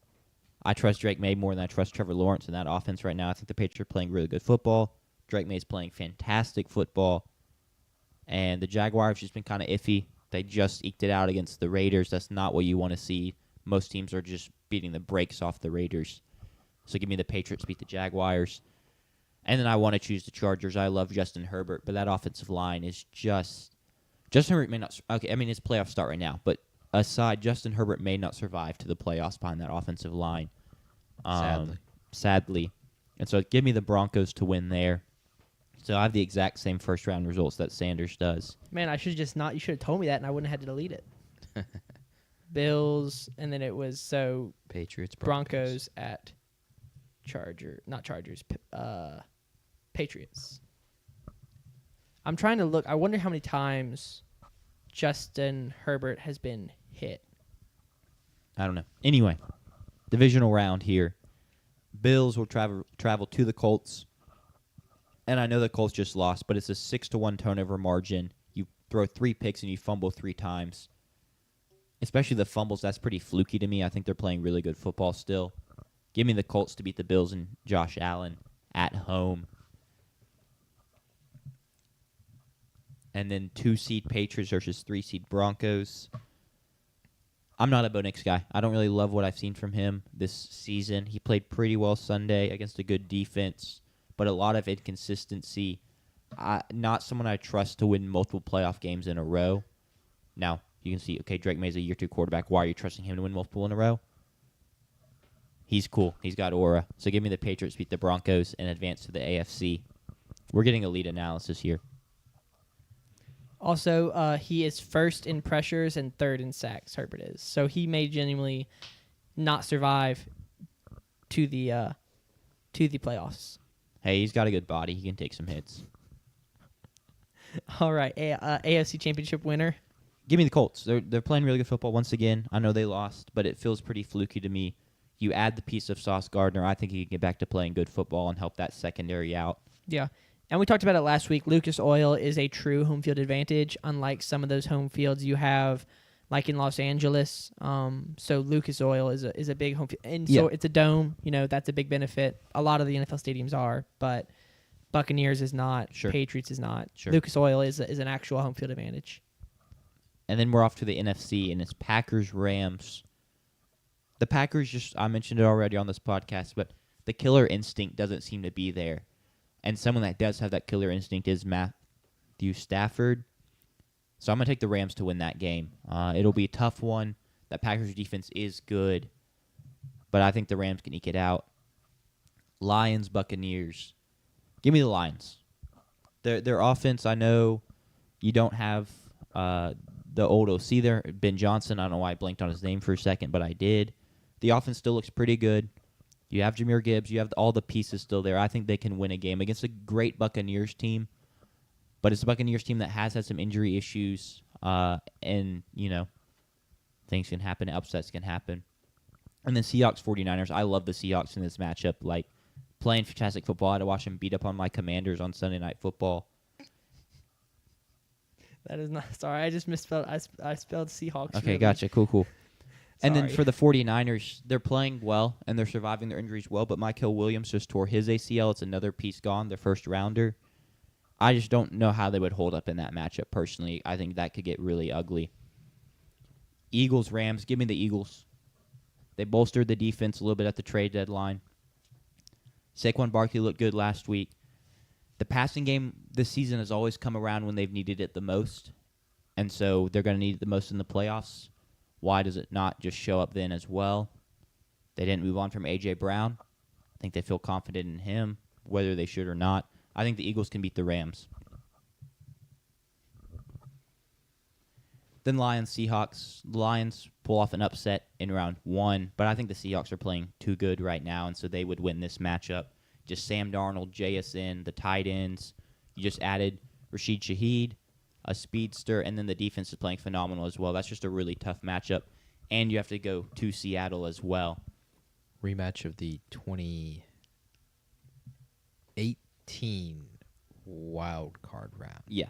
It just seems really improbable that the Lions would go on the road back-to-back weeks and win. I gave them around 1 win because I like their team a lot.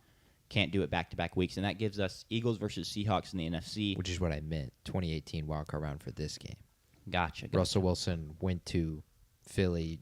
Carson Wentz had the concussion, and the Seahawks won. Big. Well, in similar result to that game, then I'm going to have the Seahawks win. I've raved about them for back-to-back wins. Eagles will put up a good fight. This would be a phenomenal game. I would love this game if we got this matchup. It's kind of like the staple of the NFC and the Eagles and kind of these newcomers, underdogs in the Seahawks, led by Sam Darnold of all people. Someone I was not very high on going into the season, mind you, but he's converted me. I think they get the job done. They find themselves in the Super Bowl against the Colts. Sam Darnold versus Daniel Jones. What a matchup, man. Household names for sure. Give me the Colts. They played good football all year. I've said it multiple times. I mean, I threw out last week's result. It feels fluky to me for the most part. Jonathan Taylor's been fantastic. The O-line's really great. Maybe I am insane. I mean, I feel like an insane person. I mean, like I trust Daniel Jones to go win a Super Bowl. That feels ridiculous. Does he pass the confetti test? Neither of those quarterbacks do. I can see it in my head. He does. But more Okay. importantly, I see like Jonathan Taylor there holding the Super Bowl MVP trophy. Yeah, I'm about to say that's exactly what I was about to say. Maybe Uh, Quentin Nelson. They might give it to Quentin Nelson. That would be electric. I think that's impossible. Offensive lineman's not winning MVP. I don't think I could find odds on that. Probably That- on call sheet. You definitely but, could find odds on that. Just imagine though, Quentin Nelson just has like a highlight reel of like pancake blocks where he's like 15 yards upfield, clearing the way for Jonathan Taylor, and then He would have to catch a touchdown pass. Probably the game-winning touchdown yeah, pass. game-winning touchdown pass. In a 10-7 ball game. This should be a great Super Bowl for all the strange reasons, and would probably be a great game. But give me It'd the be Colts. really refreshing. Yeah. Just like that Bengals-Rams Super Bowl was. That Bengals-Rams Super Bowl was so refreshing to see two programs that you hadn't seen there. Of course, the Rams were there with Jared Goff, but it was a different version of the Rams. SoFi Stadium Rams, Yeah. not that mustard yellow Rams, the more futuristic one, and the Bengals. So it would be really cool to see Colts Seahawks. Jack is taking Colts Seahawks as his pick, meaning he has 4 different teams over the past 2 weeks. Sanders had a repeat from last week. This week he has the Buccaneers winning the Super Bowl. Last week he had them losing. And now we're on to me. yep. Anyone I should not delete?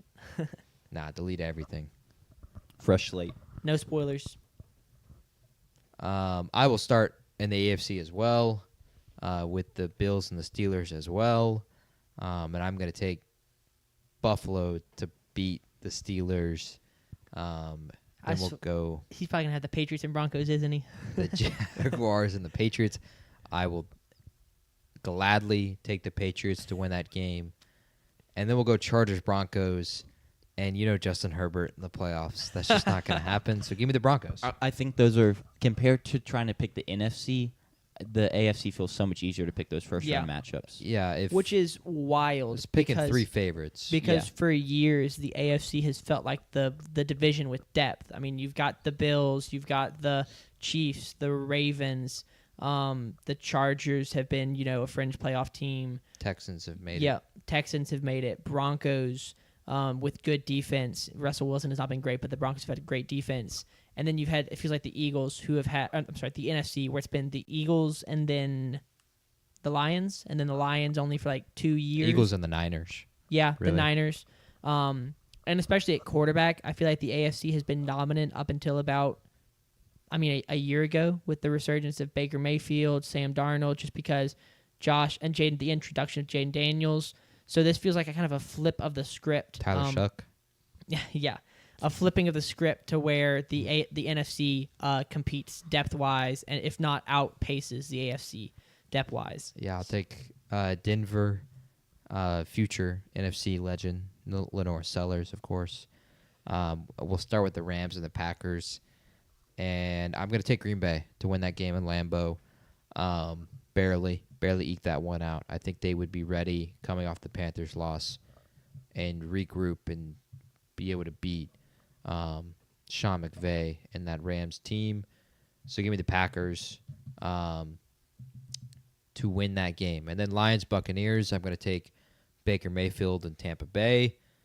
Niners, Seahawks, I'm taking my Seattle Seahawks that have been atop the pyramid for 4 weeks, and we'll see where they are this week. Might be 3 weeks on that. Check that. Packers, Eagles. I am going to take Philly to defeat the Green Bay Packers, and that'll give us the Eagles in the NFC Championship and hosting the NFC Championship once again. And then Buccaneers, Seahawks. I'm going to take the Seattle Seahawks to win that rematch. I think Seattle is one of the best teams in the NFL, and I think good teams will have ruled the day in the NFC in the past 5 years.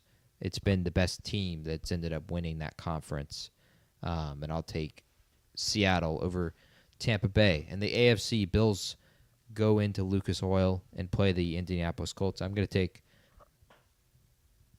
Josh Allen and the Buffalo Bills to win that game. And then I will have Broncos, Patriots, and I'm going to take Drake May and the Patriots to win that game. and we'll have for the third time Bills, Patriots, second time in New England. It would be at the end of the season, but I guess it wouldn't be. It'd be just the rematch right now. Give me Buffalo to defeat the Patriots and reach the Super Bowl finally. And then give me Philly. It's a lot easier. We don't have Kansas City on the path to the Super Bowl, isn't it? Yes. Give me Philly to defeat the Seahawks. I think Sam Darnold would struggle to win that game in Philly. So give me Philly. Buffalo, Philly. On a neutral field, I think right now Philly would be favored. Spoiler alert for a segment coming later. But give me Buffalo and Josh Allen to get the monkey out their back and win the Super Bowl. I picked the Eagles last week. They were on the bye week. Nothing has changed. But I watched Buffalo dominate a team that they have struggled with. Of course, in the postseason, it may change. But Kansas City's not in this postseason, as Sanders just added. So I will take Buffalo to defeat the Eagles in the Super Bowl down there in San Francisco. Buffalo over Eagles. Who have the Bills been eliminated by in the playoffs besides the Kansas City Chiefs? The only other one is the Joe Burrow-led Bengals the year after they made the Super Bowl. Okay, that's what I thought. If Buffalo wins the Super Bowl, does Josh Allen retire and focus on things besides football? No. I don't know. He's talked about how his wife has made him realize there are things to think about besides football. There's more to life. That is, yeah, in to football, get out of depression. but doesn't mean football is not still his favorite thing. Yeah, So, maybe. All right, you wrote all those down for me. He's got a new stadium to Yeah. play in next year. Like, no reason to. Wait, is it coming next year? Yep, it'll be there next year. That's hype. This is the last year of Highmark Stadium for Buffalo and the Bills. And now we Is can it get it indoor? Is it enclosed? to... No. Thank goodness. Bills Mafia could never. We've got 3 games to review, and then the Pucylowski Pyramid. Yep. Give us our...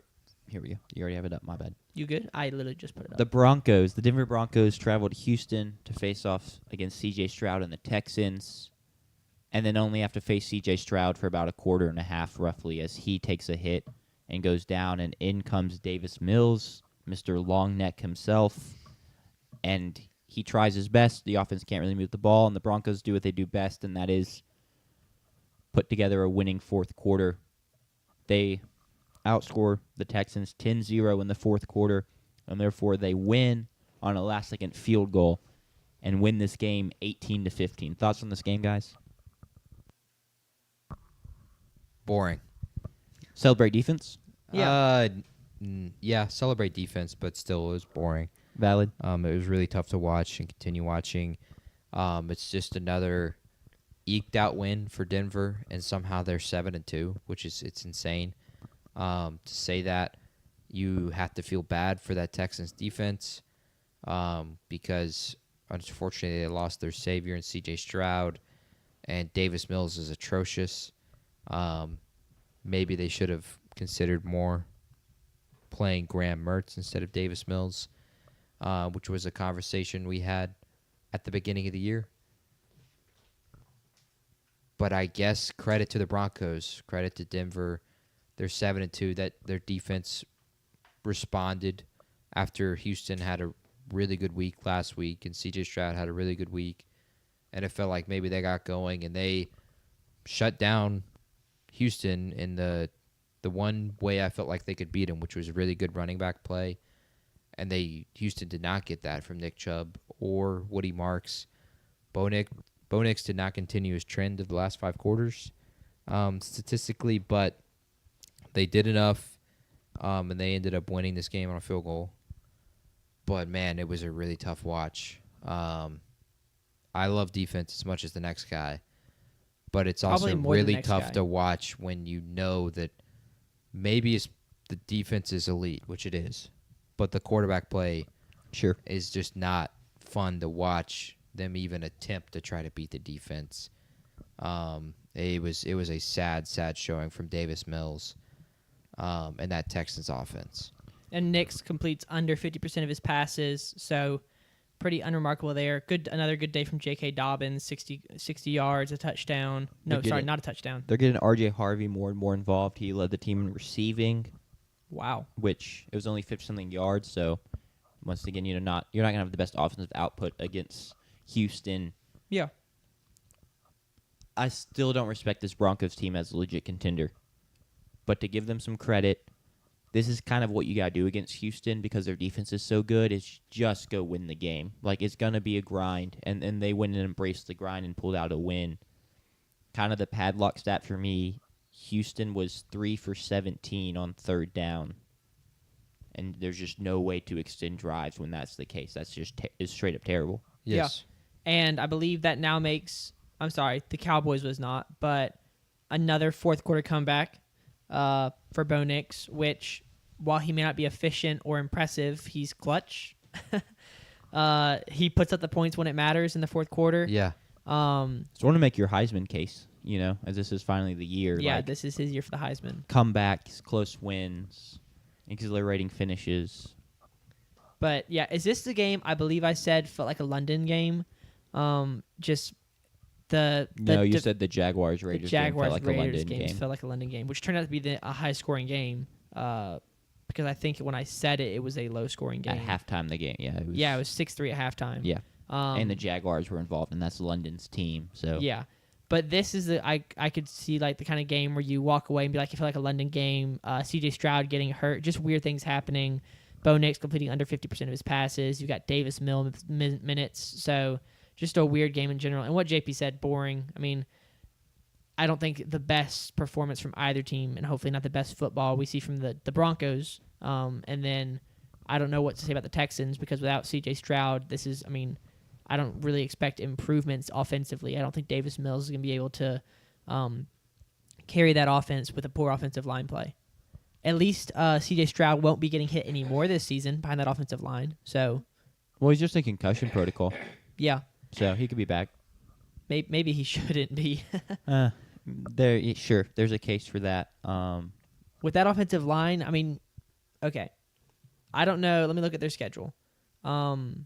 They play the Jaguars next week. Depending on if he plays next week or not, do you think they're having discussions in that building about we're in the AFC South, the Colts are going to win that division, given the re-injury rate of concussions and our offensive line, how eager are we to send C.J. Stroud back out there after we just saw what happened to Tua Tagovailoa 2 years ago, and how his career has quickly fallen apart behind a poor offensive line, multiple concussions in a short time period. I just wonder, is that something they consider, saying if we lose another game before C.J. Stroud is 100%, or another 2 games before C.J. Stroud is 100%, do they say we are not going to put you back out there behind the worst offensive line in the NFL and risk another concussion and potential destroying your career? Maybe if they lose the next 2 games, they just can't play. But I don't think they can afford. They need this to work. This front office and head coach, Yeah, because they had the same issues last season, and this is what they did to address it, which was to trade away Laramie Tunsil, fire the OC, and it still looks like this. So I think they have to win games this year, and they can't afford to just eat losses and play Davis Mills on the chance you just re-hurt C.J. Stroud, whether that should be what they do or not. Yeah. They have to win. and that's I guess the thing I forget about is because when I manage teams with there's no job at risk. You aren't having to prove yourself to fans and to owners as I can get the job done. Because in my brain, when you do a mock draft, you're not drafting with your job at risk. When you manage a team or play games in College Football 26 or Madden, your job's not at risk. So that is a big point to consider. But it is also concussions are a scary thing, and the word bad offensive line is just blindside shots waiting to happen. Yeah, and we have legit concussion protocol. They won't be able to play him until he gets cleared. Obviously, I get the re-concussion thing. You don't want to stack concussions. But at the same time, it's football. There's no way to completely devoid yourself of that risk.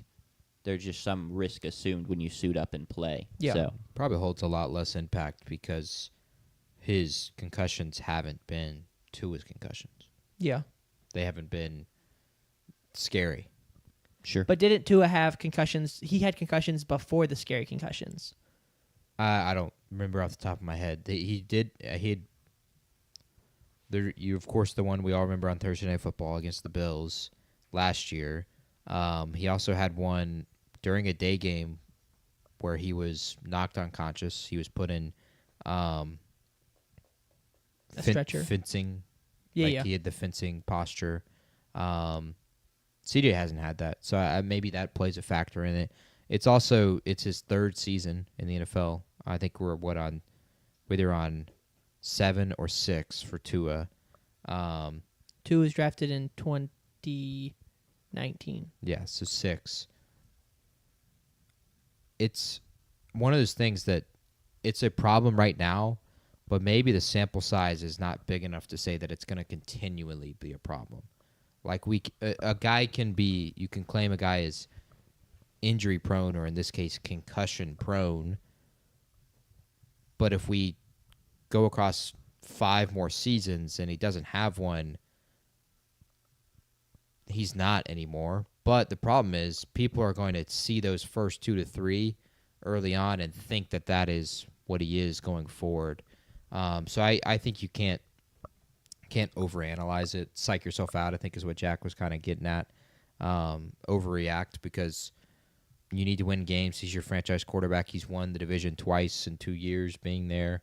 And it's a poor year, and in large part it's not been his fault. It's been your own fault. It's also just been a health thing, just not having your pieces there and a lot of key spots. Missing Your Tank Dell. defense You're still- missing wide receiver 2. You're still a historic defense. You're giving up, I think it's 14.9 points per game now. It might be a little higher. It might be 15. It might be in the 15s, which meaning you just need to score 15, yeah. 16 damn points. CJ can get you 16 damn points. If he had played the rest of this game, I'm pretty confident he would have won this one for Houston. So there's just, obviously, with what you saw with Davis Mills, albeit against one of the better defenses in the NFL, that can't be your answer going forward. And there's no reason to not go out there and try to win games and try to get into a wild card spot, because you're a little ways behind, but it's still achievable at this point in the season. Yeah. I agree. Only 3 and 5. Anything else on this game before we move on? Nope. Bet. Indianapolis at Pittsburgh. Vegas knows, man. Vegas knows. As the Indianapolis Colts traveled to Pittsburgh to face the Steelers, and the spread was only 3.5, and we were like, that seems a little low. But the Colts turned the ball over 6 times, 3 picks, 3 fumbles. So despite outplaying the Steelers outside of that, you rush the ball better than they do. You have over 100 yards, more yards of total offense than they do. You can't overcome the 6 turnovers because no one can really overcome 6 turnovers. And so you lose 27-20 on the road at Pittsburgh. Y'all's thoughts on this game? It showed that this is a team that can be at least, I guess, stopped. They kind of stopped themselves Sure. for the most part.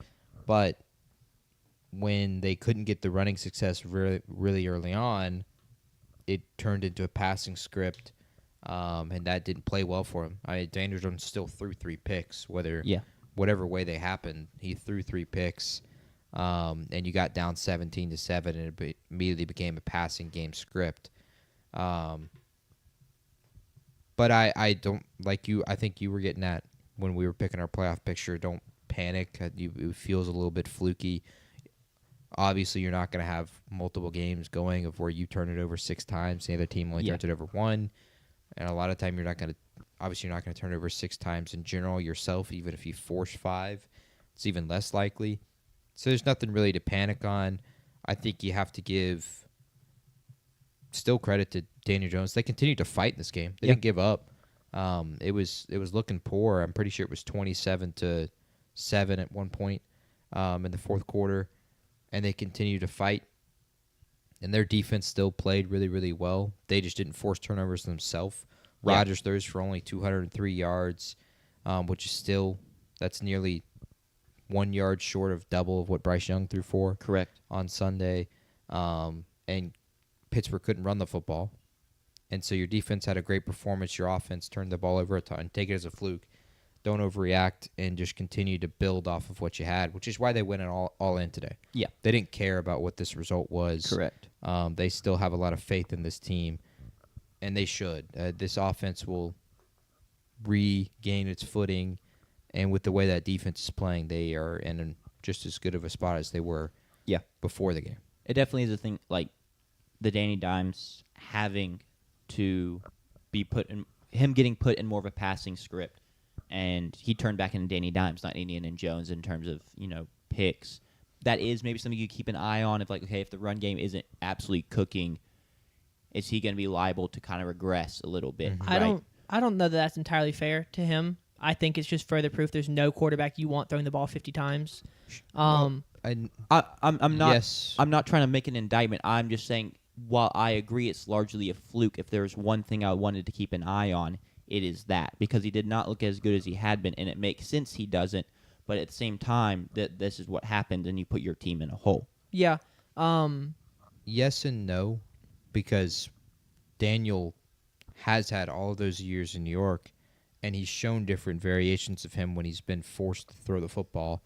In his first 2 seasons, it was turnovers. In his first 2 years, he had 22 picks, 11 a year. In the 1 year they actually made the postseason and won that playoff game, he only threw 15 touchdowns the entire year. Yeah. He's up to 14 already at this point with Indy, so it's obviously working a lot better.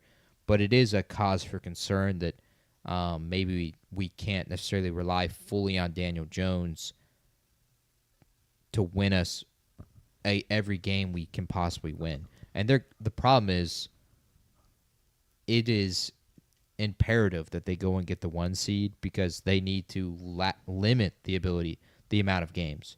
Because the more games you play, like this showed evidence-wise, when you're forced to play your 9th game, maybe that's the game you turn the ball over a ton. And so they need to get to the postseason and get it to a spot where they only have to play 3 games to win the Super Bowl, because you're going to be more likely forced into a Daniel Jones passing game. Yeah. If you don't. I think, we know what the blueprint is for this Colts to win the game, and it's have tons of good run success and then play the pass off of that. And so this game is just kind of a thing of, they may not have a pivot off of that if that doesn't work. And it's 1 game, so I'm not making an indictment of, Daniel Jones can't go out and win this Colts team a game if he has to. But not necessarily good proof of that being the case based off this game. I'd also... 6 turnovers is pretty fluky, especially 3 fumbles, but this Steelers defense has been really bad. And you hold the Colts to 55 rushing yards. Yeah. It's an improvement you had to show, and they did it. Obviously, you get some turnover luck.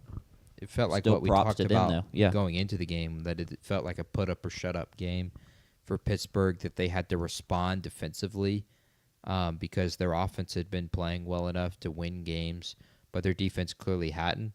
And they responded. They responded offensively. They shut down the best rushing attack in the NFL up until this point with Jonathan Taylor and held him to under 50 yards, 45 yards. All the credit to them defensively for a response. And they get up big, so I know the Colts didn't rush it a ton. But even still, I think Jonathan Taylor had under 4 yards per carry. Yeah, 3.2. So it wasn't like they were popping you with the run and then they just got down, so they had to go away from it. They weren't having fantastic run success in the first place. So that's something I just wanted to point out. And last thing, that I will say or ask y'all about is, so this is the 3rd playoff team they faced. They lost to the Rams. They beat the Broncos in that weird end where the Broncos cheat, as JP would say. They commit a foul, and lose that game, and then they beat the Chargers, who I would not say is a playoff team. I don't think the Chargers will end up being a playoff team, just because of that offensive line play. But now they play the Steelers. I'm sorry, that's the 4th team. So they're 2-2 against playoff teams. Is there a possible reality check where the Colts 7-2 record comes as a result of playing the Dolphins, the Titans, the Raiders, the Cardinals, and the Titans? There's a complete fairness to that argument. Yeah. And I don't take away from them because, as we said, while they were beating those teams, they are doing it the way you need to do. Correct. The underlying but numbers now look they really go out good. and look kind of questionable on offense against a playoff team. It won't matter until Kansas City. Kansas City won't matter until 3 weeks from now. Yep. That'll be the benchmark game. How do they play in Arrowhead? That'll be the benchmark. Yeah, sure. And the questions towards the postseason. But at this given point, I don't think the sample size is large enough. And also, I just don't think the sample size is large enough. Yeah. There's still just a little bit of wait and see with this Colts team because it's all so new. There's just not enough data. I mean, the schedule, they have a lot of opportunities left to prove themselves at Kansas City. At Seattle. Houston at home. You've got a big game against a really good defense. How does the offense look? At Seattle is huge, and then at Houston again. So they still have several 4 divisional opportunities. games. Several opportunities left to prove. You do not have. You said 4 divisional games. So you don't have. You already played the Titans twice, which that's a great way to start the season. Is playing the worst team in football potentially twice in the first 7 or 8 weeks. Mm-hmm. Yeah, 8 weeks. So. And then, real quick before we move on, for the Steelers, it's we've talked about them, but in terms of their schedule, you had lost back-to-back games, and you're coming into a game where you're playing a team that we all really like and had the best record in the AFC, and it really felt like a game that you kind of needed to have from that standpoint, or you're sitting at 4-4 all of a sudden. A lot of that positive momentum from the start of the season is gone, and if you do lose this game, you're probably still sitting here going, oh, the defense didn't show up again. And the Ravens, are trying to catch up. They got a long way to go, and so it gives you a little more breathing room and a little more good vibes and just confidence in this team that you're able to go win a game it feels like you have to have. Yeah, I mean, it's quickly becoming in both conferences. You are seeing the separation between, okay, these are the teams that are going to compete for a playoff spot, and these are the teams that aren't. And with the Steelers win, it just helps them be in that group of the teams that are going to compete. For sure. Because 4-4, they would still be in the lead of the division technically, but they'd be sitting as the 9th best record, and so they'd be out. They'd be 2 spots out of that top 7. And Kansas City, I'll remind you, is not in the postseason right now, so they're one of those teams that's out. First team out. They are just going to be in a race with Baltimore the whole way home, and they have to play Baltimore twice. And those are the games that are going to matter critically for them. But this was, I agree, a big vibes win for them, a big defensive showing from them, and even offensively to still get up those kinds of points. With the turnovers, it helps a ton. But against that Colts defense is impressive. And it's just a really big win. It's a really big vibes win. They will play the Chargers on Sunday Night Football next week, and with the Chargers beat up, they'll have a chance. I don't know the spread off the top of my head. Do you want to guess the spread altogether? Wait, for which game? Pittsburgh at Chargers. Sunday Night Football this week. Your team, give us your... You against Jacob. Excuse me. I'm going to go Chargers minus 1.5. I was also going to say Chargers 1.5. I'm going to go Los Angeles minus 3.5 would be Bold. my guess. While you pull that up, Chargers minus 2.5. So All we right. split the it. difference. the Ravens It opened are at 3.5 though. Okay, Okay. okay. Cool. Ball Ravens knowledge. are currently the favorite to win that AFC North, Yeah, sitting 2 there. games back. Yeah, sitting there at 3-5 to 5-3. 5-3. Which makes Um, sense. I mean, they're going to be favored to win both of the games against the Steelers. They and would that, then own the tiebreaker. Yeah, so that right there makes them have the division independent of anything else that happens. Yep. That would be an interesting exercise. Anything else in this game? No, I think we're good. If y'all don't want to do it for time's sake, but I'm curious. You said that interesting thing about teams like the division conferences are starting to separate themselves into competing for a playoff spot and not. Maybe we can do this in the power ranking, but I think we might be down to like almost 8 teams in each conference. The pyramid's going to show that for The sure. pyramid's going to show. Let's just save that The conversation for pyramid then, will show that. and we can talk about that then. So next up, Kansas City at Buffalo. I didn't change the graphic. Give me just a sec. Kansas City at Buffalo. I hope I made it and don't have to do it right now. I did. Let's go. Massive. Go. You got it. Josh Allen's regular season dominance of Patrick Mahomes continues. Now Patrick Mahomes will take that every day, with the trade-off being that he dominates Josh Allen in the playoffs. Yep. But the Bills at home knock off the Chiefs and win 28-21. Y'all's thoughts on this game? It was one of the first times that a team has just like shown complete domination of Kansas City wire to wire. Now the Chiefs had chances. They had a Hail Mary chance in this game, which is crazy that even happened, considering how it played out. But the Bills dominated the Chiefs. I I think you would have expected a better defensive output from them, and you definitely did not expect the lack of offensive output from Kansas City in this game. Buffalo ran the ball really well with James Cook. He got it 27 times, as he should, and he ran it really, really well. And then Josh Allen was super efficient, 23 for 26, 273 through the air, a touchdown, and then 2 on the ground as well. But on the Kansas City Chiefs side, the offense that had been cooking all of these weeks looked vulnerable and looked like it couldn't get what they wanted statistically. But I don't have necessarily a lack of confidence in that offense, because the fact that you can get into a 4th and 17 and still pick it up that easy, and it never watching the 4th and 17 before the play, you're like, as Jim Nantz said, or not Jim Nantz, Tony Romo said, oh, Mahomes is going to give his guy a chance. They're going to have a chance to pick this up. We're looking at like a 50-50 shot here. And they pick it up with ease to Rashee Rice. Yeah. If you can do that, if you could pick up a 4th and 17 on the road at the end of the game, where obviously you're only passing in that spot, all the momentum against you, and you can still pick up that 4th down, it is just you have to have full confidence in that offense going forward. And so even though they laid an egg on Sunday, I don't think you feel any differently about Kansas City. That being said, though, they're 5-4, and they're not in the postseason if it ended today. Yeah. And they don't hold tiebreakers right now with the teams they have to compete with. They have lost the game to Jacksonville, which is the reason they're out. They've lost to the Los Angeles Chargers. They've lost to the Buffalo Bills now. They don't own tiebreakers with those teams above them. They'll get to play the Broncos twice. They'll still play the Chargers once. But that's going to hurt them, potentially. They'll play the Colts still. Sure.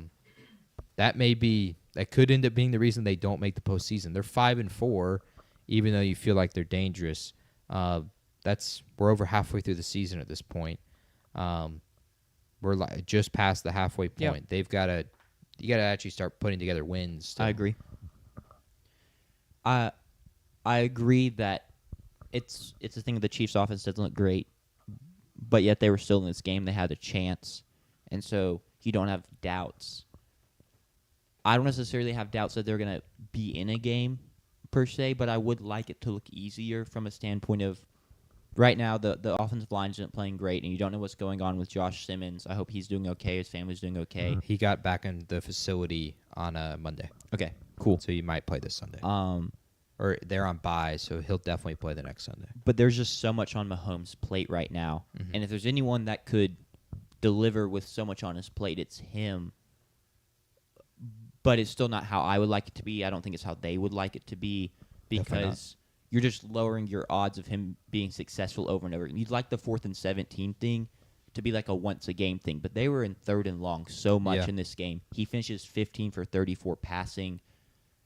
They don't convert very many 3rd downs, and it's because they're consistently in 3rd and long and behind the scripts. They're 3 for 13 on 3rd downs, and it's just he only has so much magic. He can't pull it out over and over and over and over again. So I would like it to look better, but it's a great win for Buffalo. Maxwell Hairston looked good to me. He has the pick, but that's a huge piece. He was banged up. He was their high draft pick this past draft at corner. If he's going to be a real piece, that's a huge get for them on the back end of the defense. You couldn't ask for anything more from Buffalo from that side. Yeah, I was actually going to talk about that because JP made the point about not doubting this Kansas City offense even after losing this game. But credit to the Buffalo defense. Mm-hmm. Mahomes doesn't have a passing touchdown. They only had 2 total touchdowns. Kareem Hunt has a rushing touchdown. Rashee Rice has a rushing touchdown. Mahomes has under 50% completion. That's a really good performance against that offense to kind of hold them to even 21 points. That's a good performance against that offense. Yeah.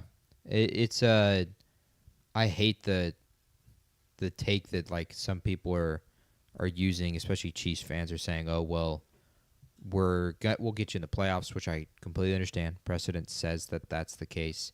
But you also can't there are fans that are saying that they weren't even trying, that this was a warm-up game, a practice game, the only one that I agree with that makes sense is this was a goof-around game. because you showed that with some of the play calls, like having a Rashee Rice wildcat snap that ends up being a rushing touchdown. Buffalo, on the other side, did what works for them, which is using Josh Allen in the running game as it got down to near the end zone, and then handing the ball off to James Cook, using your tight ends, using Shakir in the quick game. They did the stuff that helped them win, and people have made the case almost every year that they use this game as a scouting game, as figuring out how Buffalo wants to beat Kansas City this year. I don't think the Buffalo Bills will do anything different, and they should just play how they played. It's simple analysis. Yeah. Like that every single week. Sure. Rely on James Cook. Use Josh Allen near the end zone. Shakir in the quick game. Use your tight ends. And they shouldn't have a problem with that going forward. The only thing on the offense one to belittle my own point, Kansas City has had 2 60-yard rushers in a game this year. That's pretty bad. You know who those 2 rushers are? Patrick Mahomes. Mahomes and Patrick Mahomes. Yeah, that's what I was going to say. They have had a running back go for more than 50 yards 3 times. It's Pacheco, who's hurt right now. Yeah. But they've been averaging like 45 yards a game from their running backs. That on the ground, that just can't happen. It's not consistent enough with how good the passing game is. Like you said, it puts you in 3rd and longs and 4th and 17s. It doesn't help. And I just don't think they have the room for a goof around game. That doesn't make a whole lot of sense. That defense of the game, because this is not like last year when they went 16-1 or 15-2. I think it was 15-2 because they lost to the Raiders in the season. They lost to the Broncos in the season and put them in the playoffs. That's what it was. But you don't really have room for a goof around game in this playoff picture. Yeah, I agree. That's a good point. Anything else on this game? Nope. One final question. If they play in the playoffs, do you think this is the year for Buffalo? I feel better about it than other years. I don't know. I felt pretty good about it other years. I'm not. Me too. I'm not picking them to beat Mahomes until it happens. It's like when I wasn't going to pick State to win an SEC game until it happened. But so that means that Buffalo's. You said that, and then State won a game. So maybe it's going to happen. Clearly, it's Buffalo's time. I mean, I'll eat my words when Buffalo finally does it. But Mahomes could run out there with us 3 as the wide receiver 1, 2, and 3, and he rushes for 350 yards and beats Buffalo. And it's like, all right, cool. I felt pretty with a fluke roughing the passer thrown in there. Don't forget. I felt pretty damn good when they hosted Kansas City in the divisional round. Sure. So if they host them, I think this is the year. But if it's in Kansas City, I don't know. I think this Buffalo team has at least shown some weaknesses in a few spots. Yeah, I think if this game game is cold offensively, if this game is in Kansas City, then I think that home field advantage is not the only concern, because that will mean the Bills will have dropped some games. Because I think Kansas City has some losable games in the schedule, and I think the Bills play an easier schedule. They still have the Dolphins, Bengals, another game at the Patriots, Browns, Jets. They've got Eagles, Patriots, Steelers, Bucks are still in the schedule. But that will have mean they've lost quite a few games to lose that tiebreaker as well, to where the Chiefs are now a higher seed than you are. They either lost the division to the Patriots or some weird situations. The most likely scenario for that is Josh Allen gets hurt for a stretch.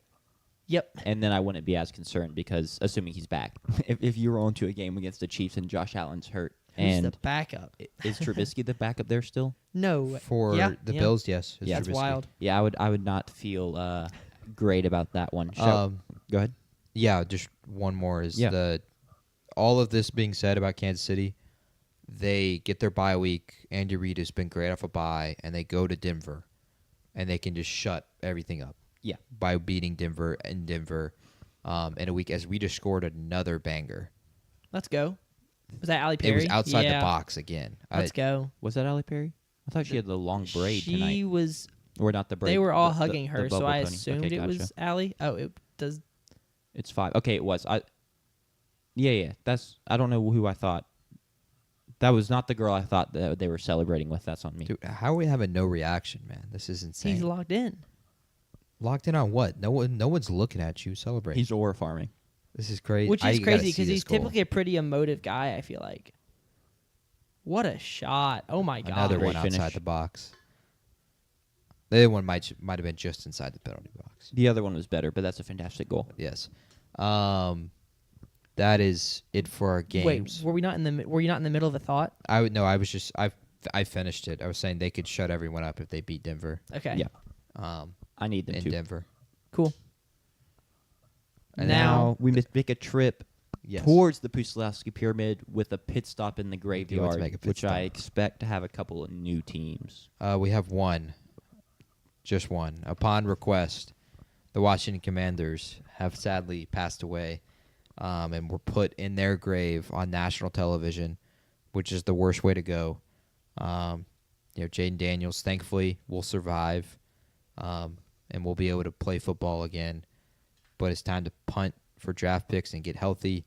But this is our second of our teams to make the graveyard on this show. And a moment of silence for the Washington Commanders. Thank you.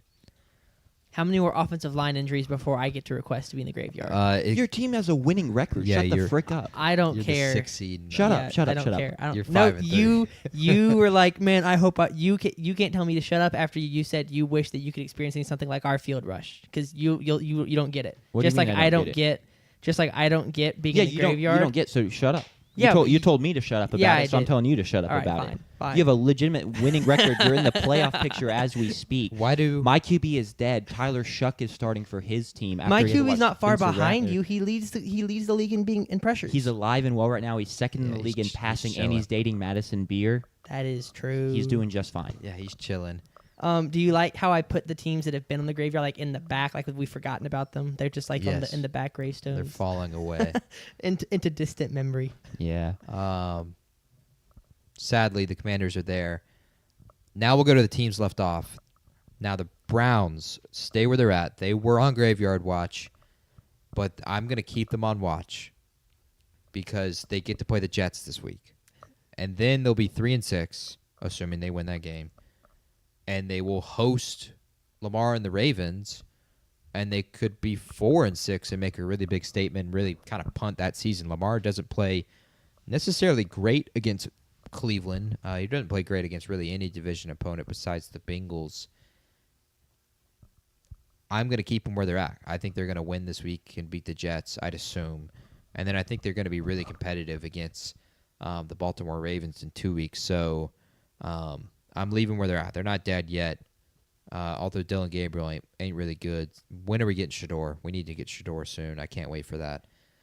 So we can see if I was correct and if much of the media, Mel Kiper and others, were correct as well. The Falcons joined the teams left off. Dude, I don't want to kill this team because it's comedy as always, getting to talk about them every week. Falcons are always going to Falcon. This week they have found out that missing an extra point will end up costing you, and it ends up costing They found that out this week. I thought they found it out when they did it the first time this season. When they did it the first time this season, they did miss the extra point. You are correct, but then they also missed the field goal to tie the game. That's right.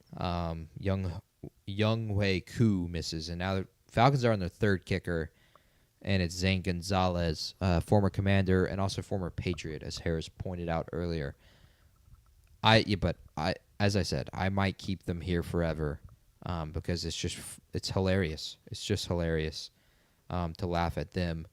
The Cincinnati Bengals stay where they're at because the offense is so dynamic. As Jack said earlier, they are the highest scoring team the last 4 weeks, and they're 1-3.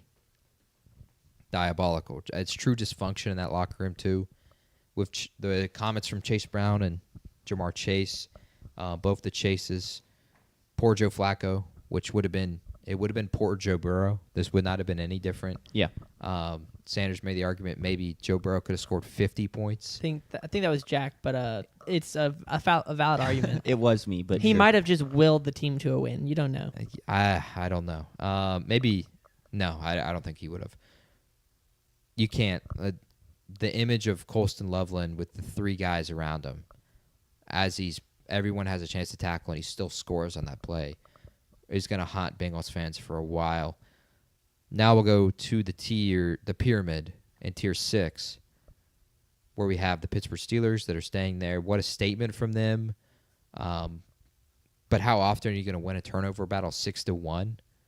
And so I'm not going to move them up. They were still an onside kick away from the Colts having a Hail Mary chance in this game. Like, they didn't put away Indianapolis by any means, but their defense showed up finally. And more so, they avoided potentially being on the teams left off, more so than moving up the pyramid. Chicago stays where they're at. A win is a win is a win is a win. Shout out Rutgers legend Kyle Monangai. Solid value on the 7th rounder for him to have that kind of day. Colston Loveland hit. But again, for the fantasy footballers, in what world do you score 47 points and Rome Odunze has 0 catches? Of course, like I said earlier, he did drop a wide open touchdown, and he dropped it. So it's his own fault. But still, 0 catches on 47 points is kind of crazy. 49ers get a good win with a 10 a.m. body kick against the Giants. It is crazy that this year we live in a world where CMC is getting 33 touches. We're glad that he's healthy.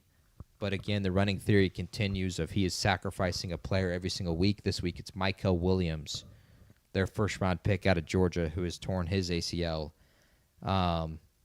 He is healthy. The team could not be further from healthy. Poor 49ers. But CMC's cooking, and I feel bad because I wish I had picked CMC after I made the case that this was going to be a CMC year. Sure. Before it started in fantasy football. See what his longest rush on the year is?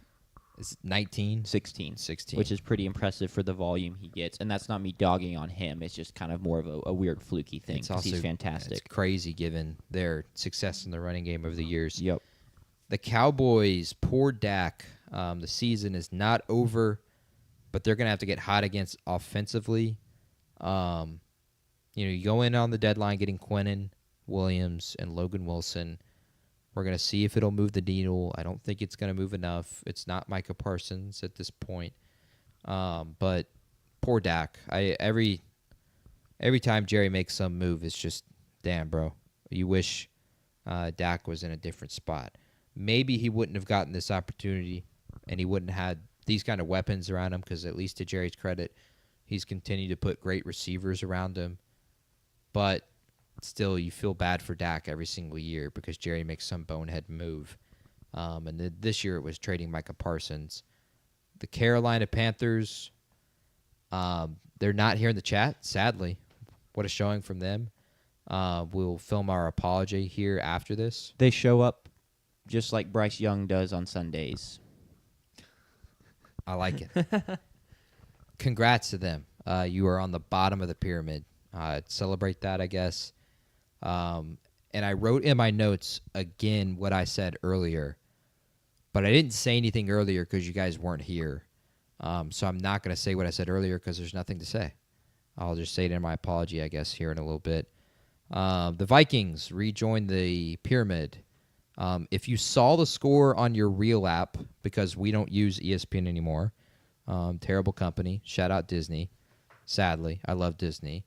But shafting us with this YouTube TV stuff, you think, wow, what a win for Minnesota. They won by 3 against the Detroit Lions.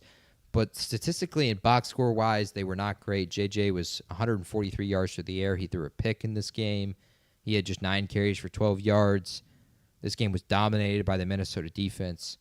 And I think more so it's a result based on how the Lions have played offensively in key moments, and I'll get into that in a little bit. Tier 5. The Denver Broncos drop in a win against the Houston Texans. Is this the least convincing 6-game win streak ever? Of any that come to mind, which is not many. The one that came to mind was the 2020 Steelers team. But even I did the playoff picture, picked the Super Bowl winner that year. And I picked the Steelers to win the Super Bowl 4 weeks in a row with their 10-0 start. So I don't even know if I was that convinced of it at that point. And it's easy to say that in hindsight. I'd be curious to know that was it the Vikings team that I compared to this year's Chiefs that was 11-0 in one possession games. Maybe. I'm pulling up their schedule now. They did have a 6-game win streak. They beat Detroit by 4, New Orleans by 3, Chicago by 7, Miami by 8, Arizona by 10, Washington by 3, and Buffalo by 3 in overtime to improve from 2-1 to 8-1. Mm-hmm. So that might be the a comparison. I mean, that year they lost to Daniel Jones in the playoffs. Yep. So maybe foreshadowing for the Denver in Broncos. the first round. Losing to Daniel Jones in the playoffs. We'll see.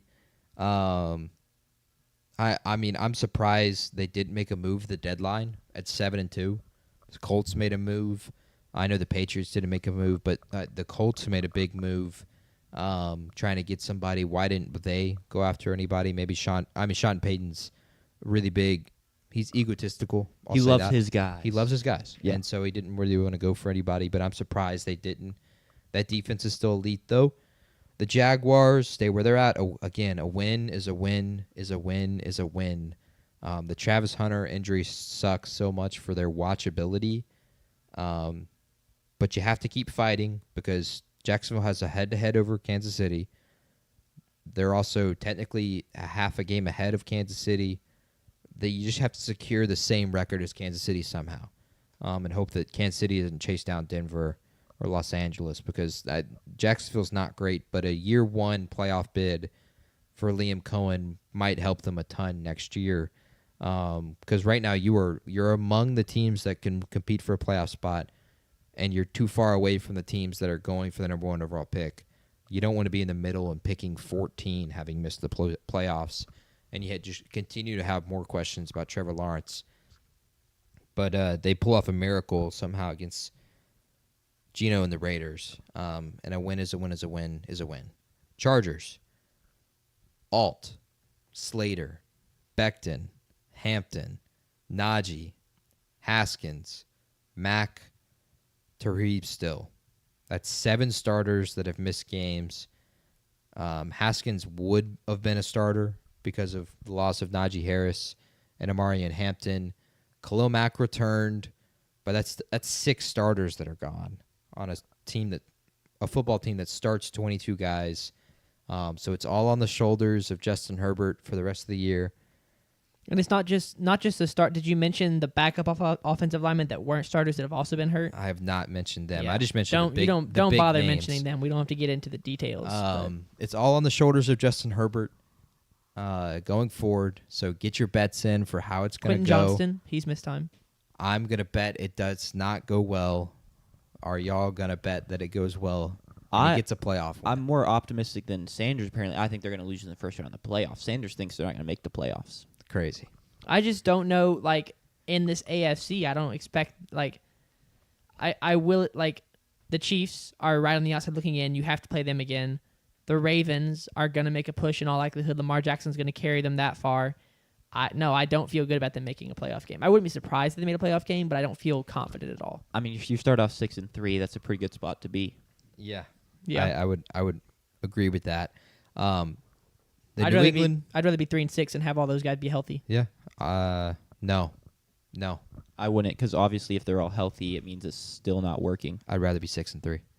Okay, well, in that weird situation, yes. But if I could just be like, if the season started at week 10 and we were 3-6, I would take that and have those guys be healthy. I would. Really? I'd rather start 6-3 with all the guys not being healthy. We can recreate Joe Alt in the aggregate, I think. Trevor Penning is the new Joe Alt, by the way. Exactly. Doesn't he play primarily guard? Oh, he's moved around. Oh, that's He'll good. probably That's be good. forced to play him at tackle.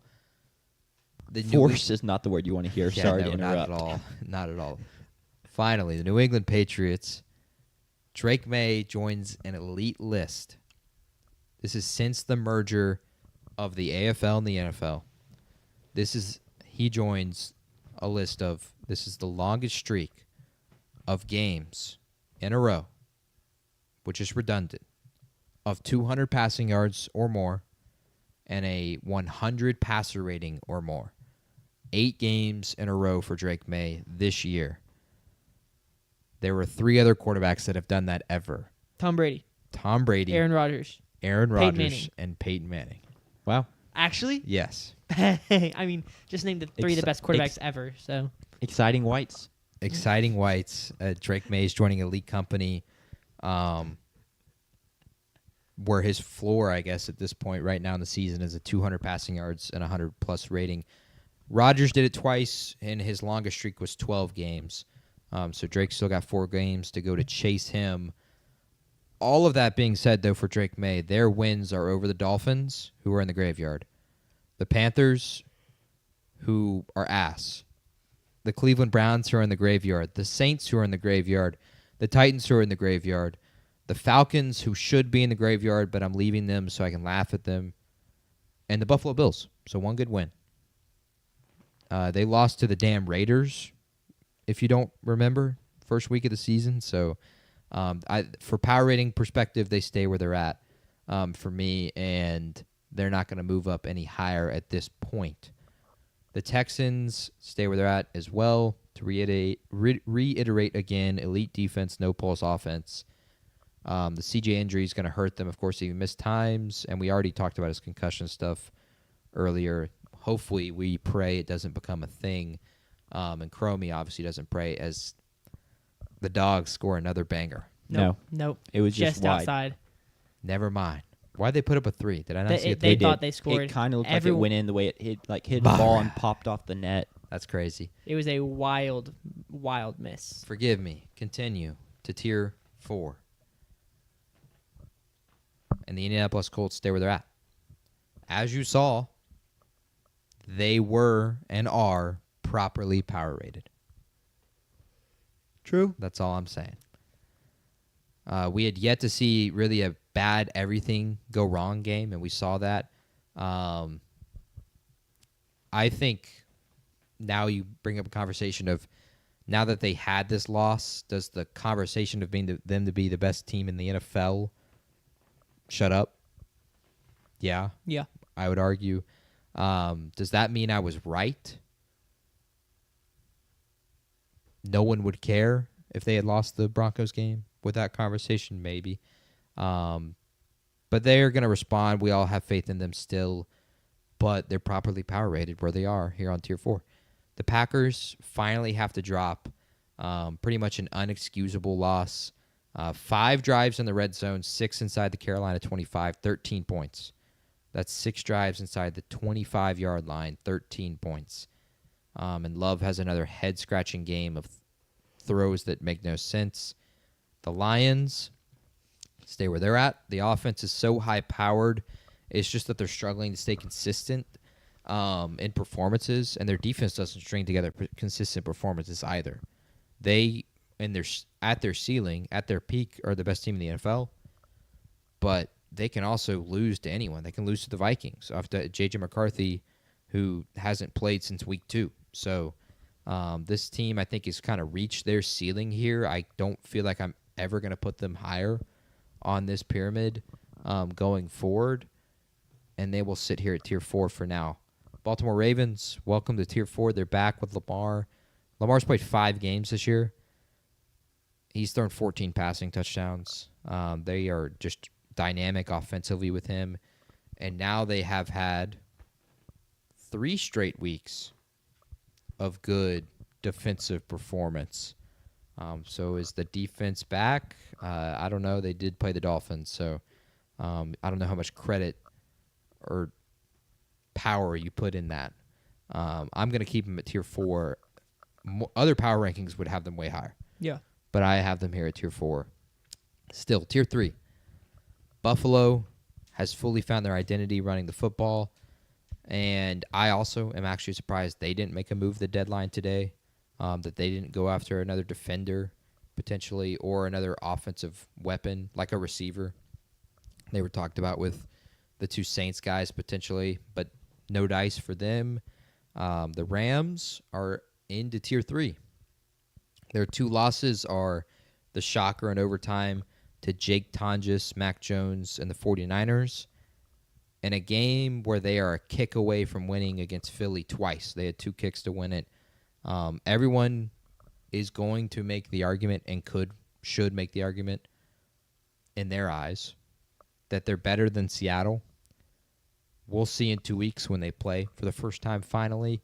But I'm going to stick to my pyramid. I'm going to stick to where I've had Seattle. But the Rams are sitting here at tier 3. Chiefs are going to stay where they're at as well. The Buffalo Bills smashed them to the ground. Mahomes couldn't find the end zone. And the troubling stat is Kansas City's had 2 rushers go for 60 yards or more this year, both being Patrick Mahomes. They haven't had a 70-plus yard rusher. And they've had Mahomes got to be better. Yeah, they've had 3 50-yard rushers not named Mahomes, and that's Pacheco, who's hurt. So if they can't find run game success, you'll see more games like that where they have to be great on 3rd and long. We go to tier 2. Both of these teams are on bye, so there's no movement. A.J. Brown was not traded. That would have influenced the Eagles, though. If he had been traded, I think I'm dropping Philly. But he's still on the team, and I think that helps them a ton, obviously. A.J. Brown's elite. Bucks stay where they're at as well. They're going to hopefully get healthy off this bye week a little bit. It can hit the ground running this coming week. And finally, at tier 1, where they rightfully have sat for now 4 weeks in a row, the Seattle Seahawks finally got some true recognition on national TV, sadly against Jack's Commanders. We didn't like that. And sadly, had to be done. Sadly, they cooked everyone's darling and Jaden Daniels. Belt to ass is the way it should be described, how that game went. Sam Darnold fumble and a Sam Darnold interception, which you can hold as much weight to that as you want. If you actually watch the plays, neither on him. But that's the difference between them being 6-2 and 8-0. And now, of course, they add Rashid Shaheed, and they're just going to be even more dynamic offensively. And offense isn't even their strong suit. It's defense with Mike McDonald. Seattle, go Seahawks. I really want to go to the game in Nashville in 2 weeks, and we'll see if I do that. So, no questions, no issues. I just want to have a quick conversation. You said earlier about how teams were kind of separating themselves into playoff contenders, teams that will be competing for a spot, teams that won't. Where would you say the cutoff is? Is it on the power ranking? And if not, I've got the current standings up, like the playoff standings, and I'm just kind of looking at them. Where would you say that cutoff exists? Let's start in the AFC. Well, in the AFC, I think it cuts off at the Ravens, just from record-wise, at least standing-wise. And then I think every other team that's on this pyramid that are in the AFC can make the postseason. So I think that's the cutoff right now. Even with Houston, I still feel like that was going to be the one team I'd push back on because C.J. Stroud goes down with that injury. Hopefully not out for long. I make this one assuming he's playing. Okay. I think also the question is trying to make the playoffs? Yeah. Because could is competing for a playoff spot. Not Gotcha. trying to, because everyone is trying to. Well, but not everyone's trying to at this point, I'd argue. Yeah, that's fair. The Texans are actively competing for a playoff spot. I'm not confident they can win enough games to make that happen. Yeah. But they're trying their hardest still. Can you go where the teams left off? It was Cincinnati, the Browns, and the Falcons. Gotcha. I would say out of those 3 teams, the Falcons are still trying to make the playoffs. I guess the Bengals are still trying to make the playoffs. The Browns are not trying to make the playoffs. Yeah. We don't know how they'll respond out of the bye week. True. They could come out firing with Dylan Gabriel. And then in the NFC, you flip it, and this is a weird one because you've got the Vikings who are so the Bears are the first team out of the wild card right now, and you got the Panthers, the Vikings, and the Cowboys.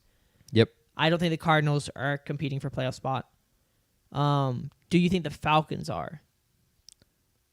Yeah. I know. Okay. I think even at 3 and 5 that I would they agree. could feel that they can get to at least 500 here in the next 2 weeks. They won't beat Indy, but they could. I still think they feel like a playoff team. We have to remember they're just 3 weeks removed from being 3-2 and having beaten Buffalo on Monday Night Football and all the buzz being there. And then they've lost games in only ways they know how. Okay, I would agree with that. The Bears, first team out, 100% competing. Are you willing to say the Panthers are not competing, or would you say they The are? Panthers are 5-4. They're Okay. competing. At 5-4, they have a chance. They're 2 games ahead of Dallas. Yeah, something like that. The tie is weird. I don't know how Yeah, that it makes it really weird. They're competing for a playoff spot by just the fact that they have enough wins to qualify. Yeah. They're competing from a qualification standpoint. I don't think that they are a playoff team in any right. Yeah. And I only was going to do this as a positive towards Panthers fans if they're kind of a peace offering, slightly, yes. an olive branch. But I yeah. also would favor the Panthers over any team below them Sure. Okay. at this point. And I'm pretty sure Vikings Vegas at would too. 4-4, but with JJ McCarthy back, maybe that team is a different team with him, so they're definitely Absolutely. competing. He's Cowboys with that 3-0 offense. in games he starts. Cowboys with that offense still competing. Yes. Okay. Yes, they are dynamic enough to score with anyone. I can't wait for the Thanksgiving game. I think it'd be a shootout with them in Kansas City. That's Yeah. going to be really fun. So I think there's probably 12 NFC teams competing, and then I would say like 10 AFC teams. Yeah, the list is smaller in the NFC in the AFC of teams that are competing. Yep. But no, I think all of these teams on the pyramid could still compete for a playoff spot, and we're probably 2 weeks away from losing tier 7 Cool. or tier 6. Yeah. Makes sense. I can forego my gripe. No, do it. What's your gripe? I think it's been a consistent theme with me in your pyramid this whole time. I would swap the Texans and the Steelers. It's a big win for the Steelers. I know it was a little fluky. A win is a win is a win. Mm-hmm. And I love the Texans defense, but they do not be doing much of a win is a win is a win. So I would flip them. But that's all I got. Now we can get on to your apology. I don't even want to call it apology. I think it's just a statement to Panthers I think it is a fans. statement. The title might be misleading. The title of the YouTube Clickbait. live stream. Yeah, they're going to accuse Nah. us clickbait. There's none of men here. How do we so want to do this? Do we want to do everything I was going to say? Or I think so. I think you just do what you want. do whatever you want. If you want to tell me when to put graphics up, I can. Okay. If you want Jack to intro it, since he's the intro guy. Yeah, can we text that I'm about to apologize? Yes. Do we want to wrap up the podcast? Because I feel like that. We can wrap up the podcast. Yeah, let's do that. And then If we you're can doing that while you text, I'm going to go pee. Yeah. wrap up the podcast. Because good call. What's up, podcast people? I have to pee. Thanks to all who tuned in to the podcast and people that chatted in the live stream. It really means a lot. We'll be back for y'all Thursday to preview this upcoming weekend, of NFL and college games. We got a lot of good games coming up. I know these two guys are hoping for a state upset. That'd in be Davis crazy. Wade. JP called it. JP called it. I He believe said there's 2 a out of the next 3. I also believe there's a text somewhere. Read We something along might. the we might beat. I never Georgia. said we will, but Okay. You did say we gotcha. will beat Tennessee. it's a big so look ahead game. It is. We beat Tennessee that day. With that being said, we hope to see y'all Thursday. Peace. See ya. Cool. Now I have to remember. I'm not going to end the recording because I got to use it to make TikToks. But I got to remember to cut it before I post it to Spotify. Did you send your text? Yeah. Cool. Dude, this soccer game is electric. It is electric. Because I'm pretty sure Arkansas, I think they beat us earlier in the regular season, I believe. Or maybe we beat them. I can't remember. But they're a very good team. I'd assume so as the 1 seed.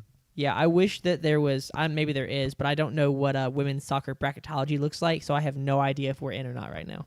I feel like we probably are. Yeah, I'm sure. Given that we are are ranked like 2 weeks ago, Yeah.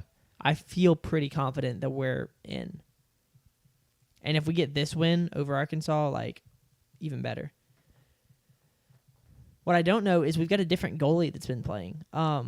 We've had a tall blonde girl playing all season, and tonight we've got number 0. I don't know. I looked her name up earlier. I don't know why our usual starter is not playing, unless who I thought is our usual starter is not our usual starter.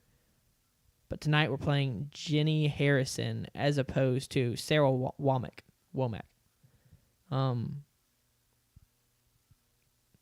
But who knows?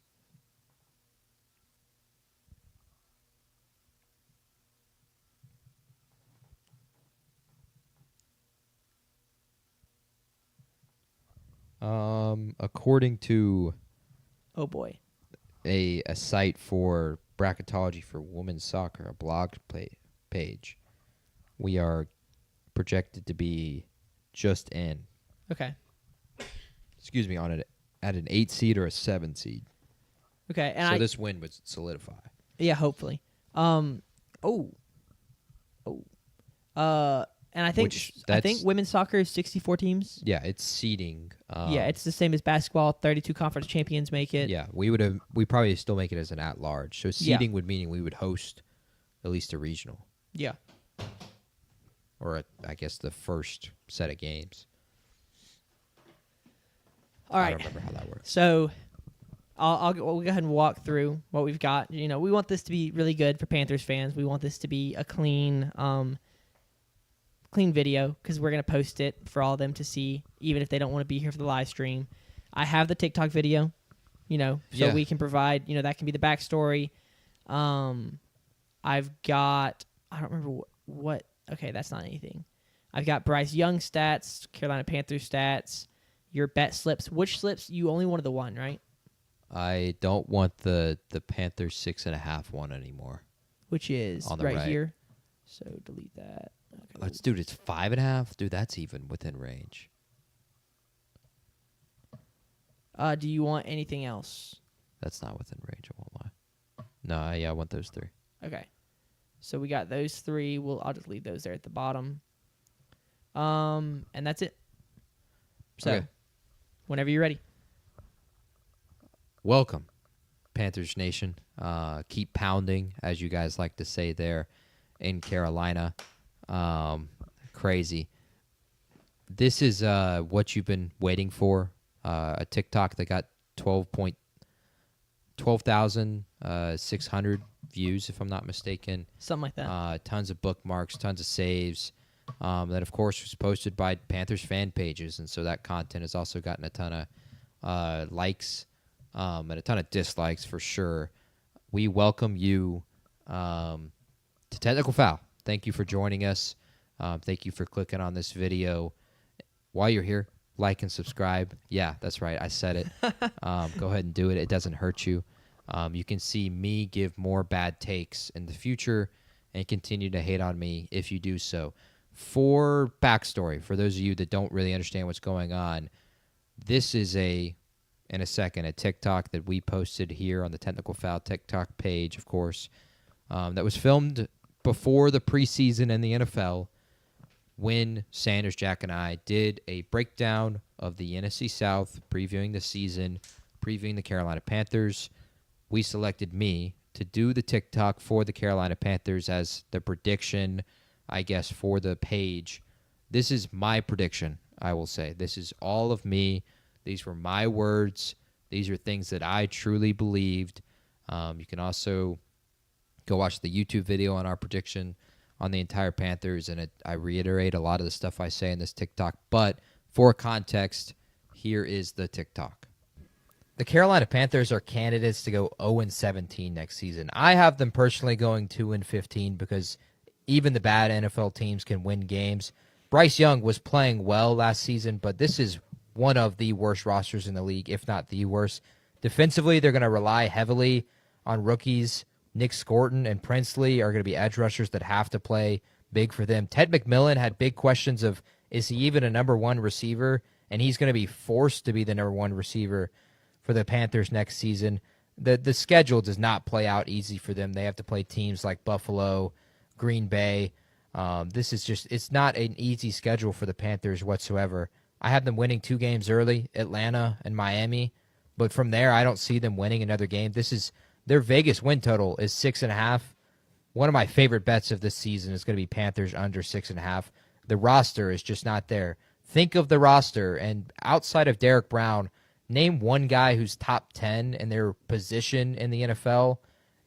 Even name one guy that you love on this team. There really isn't any of them there. And I see the Panthers as a potential case for 0-17. Will they do that? No, because even NFL teams that are really bad win games, but there's a potential for that to happen.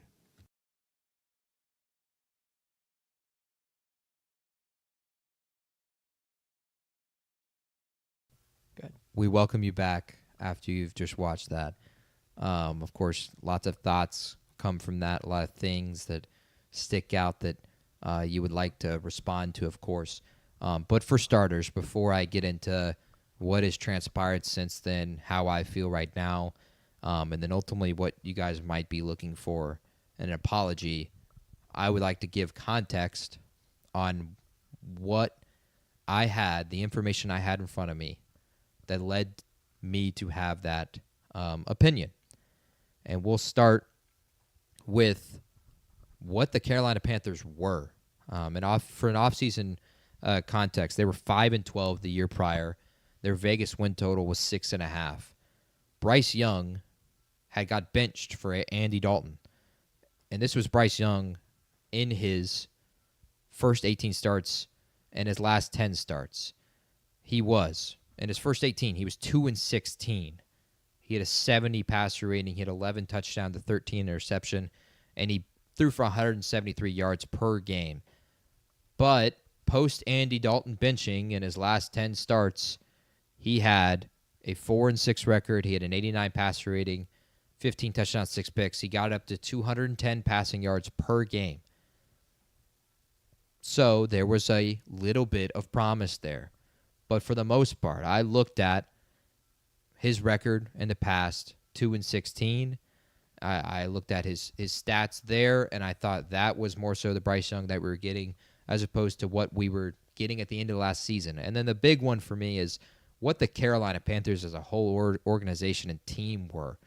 They were really, really bad in 2024, both offensively and defensively.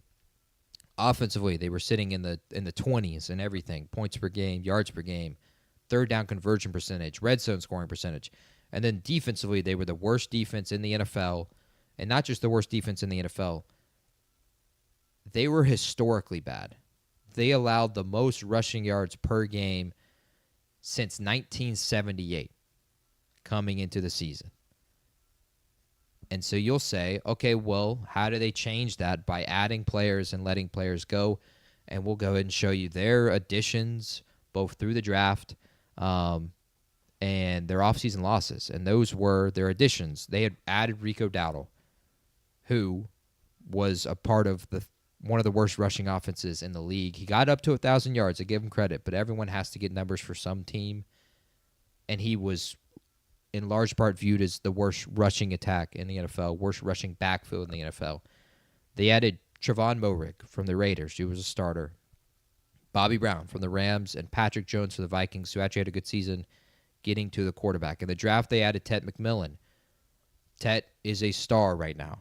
I think he's going to be really, really good, and he has some highlight plays, and I love how he's playing in Carolina. But you can't convince me that coming into the season, you thought Tet was a foregone conclusion, that he was going to be a star, that he was going to be elite. There were questions around him for a reason. He was not a guaranteed true number one.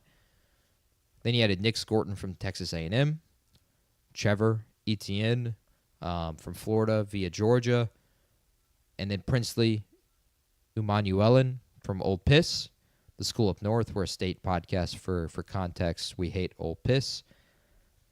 Those were the additions through the draft and through free agency. And I personally don't believe that you would look at those additions and say, oh, that's going to improve the defense and the offense dramatically, a historically bad defense. And so that is why I felt that the Panthers were 0-17 candidates, because I hated their roster. I hated their rosters compared to the teams that they were going to play. I did not think the Dolphins were going to be a dumpster fire. I thought they were going to be bad, but not a dumpster fire. I did not think the Jets were going to be a dumpster fire. I thought they were going to be bad, but not a dumpster fire. And again, of course, as a Saints fan, I thought we were going to be good, but you can't blame me for that. You thought your own damn team was going to be good too. And these were the stats you had to go off of. So, the biggest claims, pushbacks from Panthers fans from that TikTok. 1, Saints fan, LOL. Oh, of course he's a Saints fan. Oh, look at this, bro. He's a Saints fan. He can't talk. All of that shit. I present you with an attempt to rage bait you 2 photos. We'll start with whatever photo. I'll do it in post. Do it in post? Okay. Well, the photos that are on the screen right now, Cam Newton failing to dive on the football, and Drew Brees hosting a Lombardi trophy. And while you're typing the message that you're typing, which is, oh, you can't say that. That was X amount of years ago. That was X amount of years ago. You weren't alive for that. I was for both of those. I hosted a Super Bowl party in my house for both of those. You can't do that because we do the exact same thing to our division rival, the Atlanta Falcons, with 28-3. We do that. Every time they say anything, we put 28-3 in that comment section. You know you do. We all do. It's hilarious. So I am allowed to do this. Where's your Lombardi trophy? Should have dove on the ball, Cam. The second pushback that came from that, which is a wild one, that even our crew members, not our crew members, other co-hosts, Yeah, wow. All right, he just really put himself up there. Let's go. Sanders and Jack would even agree on that Chuba Hubbard was a superstar, that he was one of those top 10 players in the NFL. By the way, he was benched for Rico Dowdle. Like, come on, bro. He was benched for Rico Dowdle. Now, Rico Dowdle's cooking, and I give him a ton of credit for that. But if you would like to show me the receipt of you predicting Rico Dowdle to be third in rushing yards with only 3 starts at this point in the NFL season, please show me that. And then I would like to get in contact with you because I could use you as a semi-professional gambler. What a call from you. The third one is, in large part, different ways of being put. You don't know ball is part of it, but you're a dumbass. And look, I'd love to respond to that in a very egotistical way, bring up receipts that would hold no meaning to you, but it's impossible to respond to that while still being humble. So I'll just say I completely disagree with you. I am not a dumbass. Thank you. Well said. So, given the Panthers start at 5-4, what can we actually take from what has transpired? And I guess you probably feel at this point that we're just yapping. We can take these things. Bryce Young is not the answer at quarterback. And the 8 or more games that he's played, and this is among NFL quarterbacks that have played and started 8 or more games, he is 18th in passing touchdowns. He is 16th in completion percentage. He has the 5th most interceptions, and he's 23rd in passing yards per game. He's thrown for more than 200 yards just once this entire season. Compare that to my quarterback, Spencer Rattler, who got benched for Tyler Shuck, who also started 8 games. Spencer Rattler is 22nd in passing touchdowns, 3 behind Bryce Young. You win. He's 8th in completion percentage versus 16th. He's 11th in interceptions versus 5th. And he's 20th in passing yards versus 23rd. Not a big difference. It's 25 more per game. Spencer Rattler has thrown for 200 yards plus 6 times this season. And again, he's not the starting quarterback anymore. Bryce Young is not the answer at quarterback. We can take that from even a 5-4 record where he is at 4-0 his last 4 starts. Carolina's O-line has been for real. I give them credit for that. You don't lead the, you aren't elite in rushing as they have been over these past few weeks without an incredible offensive line, but they haven't been great in the passing game, so it's not a top 10 offensive line like people were saying. They're 14th in quarterback sacks this year, and Bryce is not a big scrambler, so they're getting after Bryce still. I give a ton of credit, again, to the rushing game, but you're also second in the league in attempts per game with 30. You're going to run for a lot of yards if you're going to run the ball a lot. So credit to you there, I guess. But Carolina has 5 wins. 2 I give immense credit for. Winning at Lambeau, no matter how it happened, a win is a win is a win. And blowing out Atlanta. But are we going to treat the Cowboys win, the Jets win, and the Dolphins win as proof that this team is good. Wins by 1 score on all 3 of them. If you want to do that, by all means, go ahead. I think you're crazy. I think you're a dumbass. I also would ask, where was this reaction from your entire fan base? Where was this repost? Where were these retweets? Where were these comments? Where were these people that came in our YouTube live stream and talked to us? Where were these people in our TikTok comments last week when you got blasted by Buffalo 40-9? Where were these when you started the season? What was it, 1-3? 1-3. Where were you? It's very easy to talk in hindsight. It's very easy to talk when you get the big one. It's really hard to predict something and then have people crap on you when nothing has been proven yet. If you can show us receipts again that y'all are going to be elite like you are talking at this point, by all means, go ahead. And that leads us to finally the New Orleans Saints and the Carolina Panthers, who dat versus keep pounding, this Sunday in Carolina. Ironically, we get to face off this week, and I actually love to see that because for me, it's a win-win. For you guys, it's a win-loss, as every game is. Excuse me. If the Panthers win, everyone's going to return to the show. Everyone's going to come into our comment section. They're going to respond to our tweets. They're going to probably go into our Saints TikTok as well on Sunday, on Tuesday, and y'all are welcome to give us more crap. But for me, it's a win because the Saints get that much closer to drafting an actual quarterback, which y'all don't have one. By the way, he was the number 1 overall pick. Why do you put up with one game over 200 passing yards? Why do you put up with a game with 102 passing yards? Diabolical. It's what happens when you're a historically poverty franchise. Absolutely. You take mid and prop it up as great because you're not used to even mid. So, if the Saints win this weekend, I expect everyone to be here again watching our video, potentially again in our live stream, and I will expect and I will accept as well hand-typed apologies. No AI, no ChatGPT, no Gemini. I want real apologies. If I put it in an AI generator and it's AI, I'll crap on you even more. But if you apologize, I will spare you from what I will do if the Saints win in your comment sections. And the show will explode and we'll have an all-time moment, and it'll be great for the show. So if the Saints win, it's awesome. Tyler Shuck in his second start beats y'all. Like, come on, bro.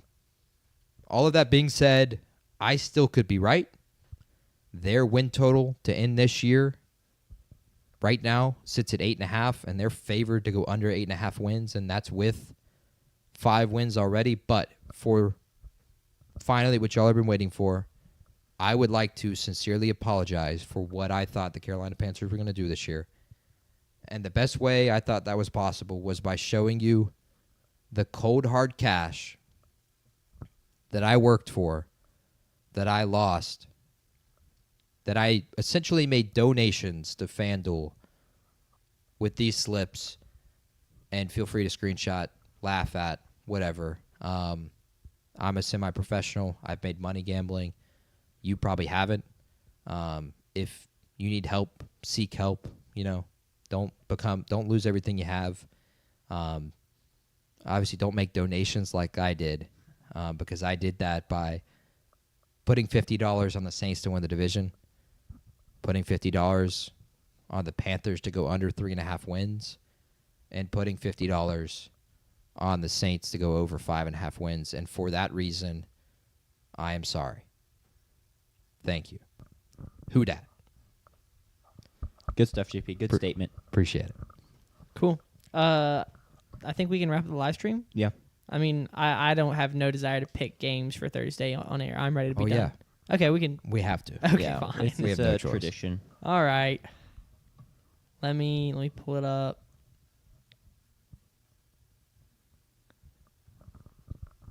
All right, week 11. BYU, dude, I can't wait for Thursday. BYU and Texas Tech, Obviously. state game. Are we going to that game? I feel like we have to. Dude, I want to, but if there wasn't a game here, We'll be here in our Barstool and SEC Nation will be here. We have to be. Is here. it BYU at Texas Tech? It's in Lubbock, yes. Cool. game days going there. Tight. Texas Tech is almost nearly a double-digit favorite right now. I'll do spreads when we get closer to Thursday. Let's see. Texas Tech is a 10.5. I would like to do favorite. Oregon at Iowa. Okay. Yep, I'm fine with that. Obviously, Mississippi State, Yep. Texas here. Sorry, Georgia, not Texas. Man, what a game Indiana Penn State would have been. Texas A&M at Missouri. Still ranked. That is the matchup. last ranked matchup available. I don't know. I feel like I got a pretty good feel for unranked matchups because some of the ones I wanted to do last week that we didn't do turned out to be bangers. I mean, Louisiana Tech at Delaware is only a 5.5 point spread. What a game Florida State Clemson would have been.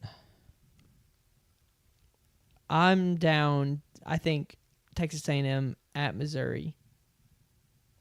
Sure. Okay, Cal at Louisville though. I know it's a 20.5 point spread. We might be sleeping on the Golden Bears though. It's in Louisville? Yeah. Then no. Okay. Texas A&M at Missouri.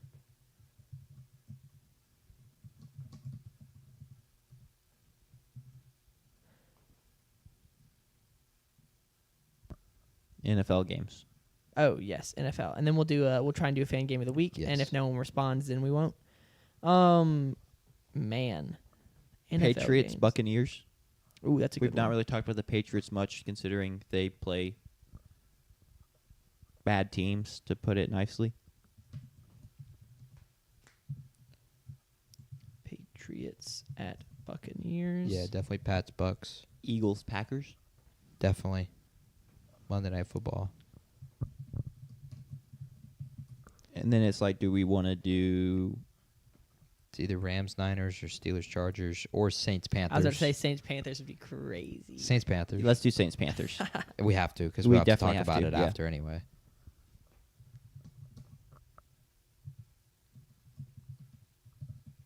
Cool. Well, we got our 7 games picked. I'll send the tweet out to try and get a fan game of the week. Bet. Oh, I forgot. I can't watch ESPN. Brilliant. Tough. Jesus, man. Hopefully, better weeks for me and Jack than last week. Great week for JP, going 4-0. I went. I 1-3. expect to bounce back. Jack went 0-4. Yeah. I'm a roller coaster kind of guy. I hit high or I hit really low. It's how it is. What best bets? I can confirm there will be 9 bets. Sick. How did best bets finish out this week? 4 Above and 500? 3. 4 All and right. 3. Keep pounding on the best bets. Agreed. So if you and you went 3-2 last week. So so the trend is you win one more than you lose. So if you only make one best bet, that's the fastest way to make up ground. No. Law of averages says we need to do more. Okay. That's what this trend is telling me. All right, let's get on out of here. Yeah, let's do it. I've already ended the podcast, so I don't really know what to do. But thanks to anyone that's in the live stream for tuning in. See Andrew McBride. Hopefully the apology or JP's statement. It was an apology at the end. It was an apology. Hopefully you're no longer angry at JP, because I know you were in the first place as a noted member of Panther Nation. All right, see ya.